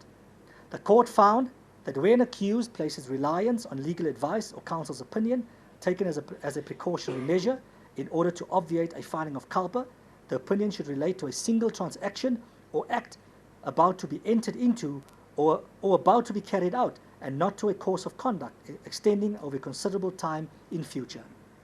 That said, the court held that the appellants had not acted with the requisite degree of circumspection and lacked the requisite mens rea. In State v. Claessens, 1992, Volume 2, SACR 434, a Transvaal Provincial Division decision as it was known then, the court noted that it largely depends on the specific circumstances of each case whether or not a client should place a question mark over the legal advice having been obtained. In this matter, the appellant was convicted in a regional court on 16 counts of contravening Section 2, subsection 10 of the Usury Act and sentenced. In an appeal against the conviction, it appeared that the appellant, a financial consultant and broker, had been unaware of the provisions of Section 2, subsection 10 of the Usury Act. It appeared further that he had consulted his attorney and an advocate and had discussed his business with them. He had also had his client mandate form checked by them when he had started his business. He had, however, never instructed his attorney to investigate the provisions of the Usury Act. The appellant had been informed by his attorney that there could be no legal problems in the way he conducted his business. He had never been informed by any of the lawyers he had consulted that he was contravening the Act. The court ultimately held that the appellant had not exceeded the bounds of reasonableness and that he had not been negligent under the circumstances. As a result, and in the absence of any other evidence to the contrary, I am satisfied that Mr. Magashula, Mr. Pillay, and Minister Godaan did not have the requisite intention to act unlawfully. I am of the view that this matter could easily have been clarified had there been proper engagement and cooperation between the Hawks and Mr. Magashula, Mr. Pillay, and Minister Godaan. In the circumstances, I have decided to overrule the decision to prosecute Mr. Magashula, Mr. Pillay, and Minister Godaan on the charges listed in the summonses. As such, I have directed the summonses to be withdrawn with immediate effect, and there would thus no longer be any need for Mr. Magashula, Mr. Pillay, or Minister Godaan to appear in court in respect to the charges listed in the aforementioned summonses. I thank you. Thanks, NDPP, for outlining your decision in a comprehensive manner. Advocate Zinyati, DPP, North Gauteng, welcome. You joined us a bit late. Ladies and gentlemen, let me outline this. As a general rule, we communicate our decision whether to prosecute or not with the subject of our prosecutorial discretion. This has been an exception due to the heightened public interest. Moving forward, there shall be, we will not exercise this kind of an exception. I hope I make sense. The NDPP is going to engage. Karen, you must always, you must disappoint me. You always first for Asia. We'll take questions. We want, please, your questions must be very concise. Stay to the point. Don't want to say any stories. Secondly, you know the rules of engagement, your media, house, and your name. We start with you, Tsidi. All right, thank you. Karen, you noted and thank you so much. Good afternoon, Tsidi Madia from News 24. I just want to find out, you know, you're speaking about the review and taking everything else into consideration. Why did you then push ahead with making an announcement instead of looking at all the facts? I just want to get to that first. And secondly, NDPP, there's been a lot of talk about this decision. You stuck by your gun saying that you were doing this in pursuit of justice and independence. There have been lots of allegations about political interference, yes or no. But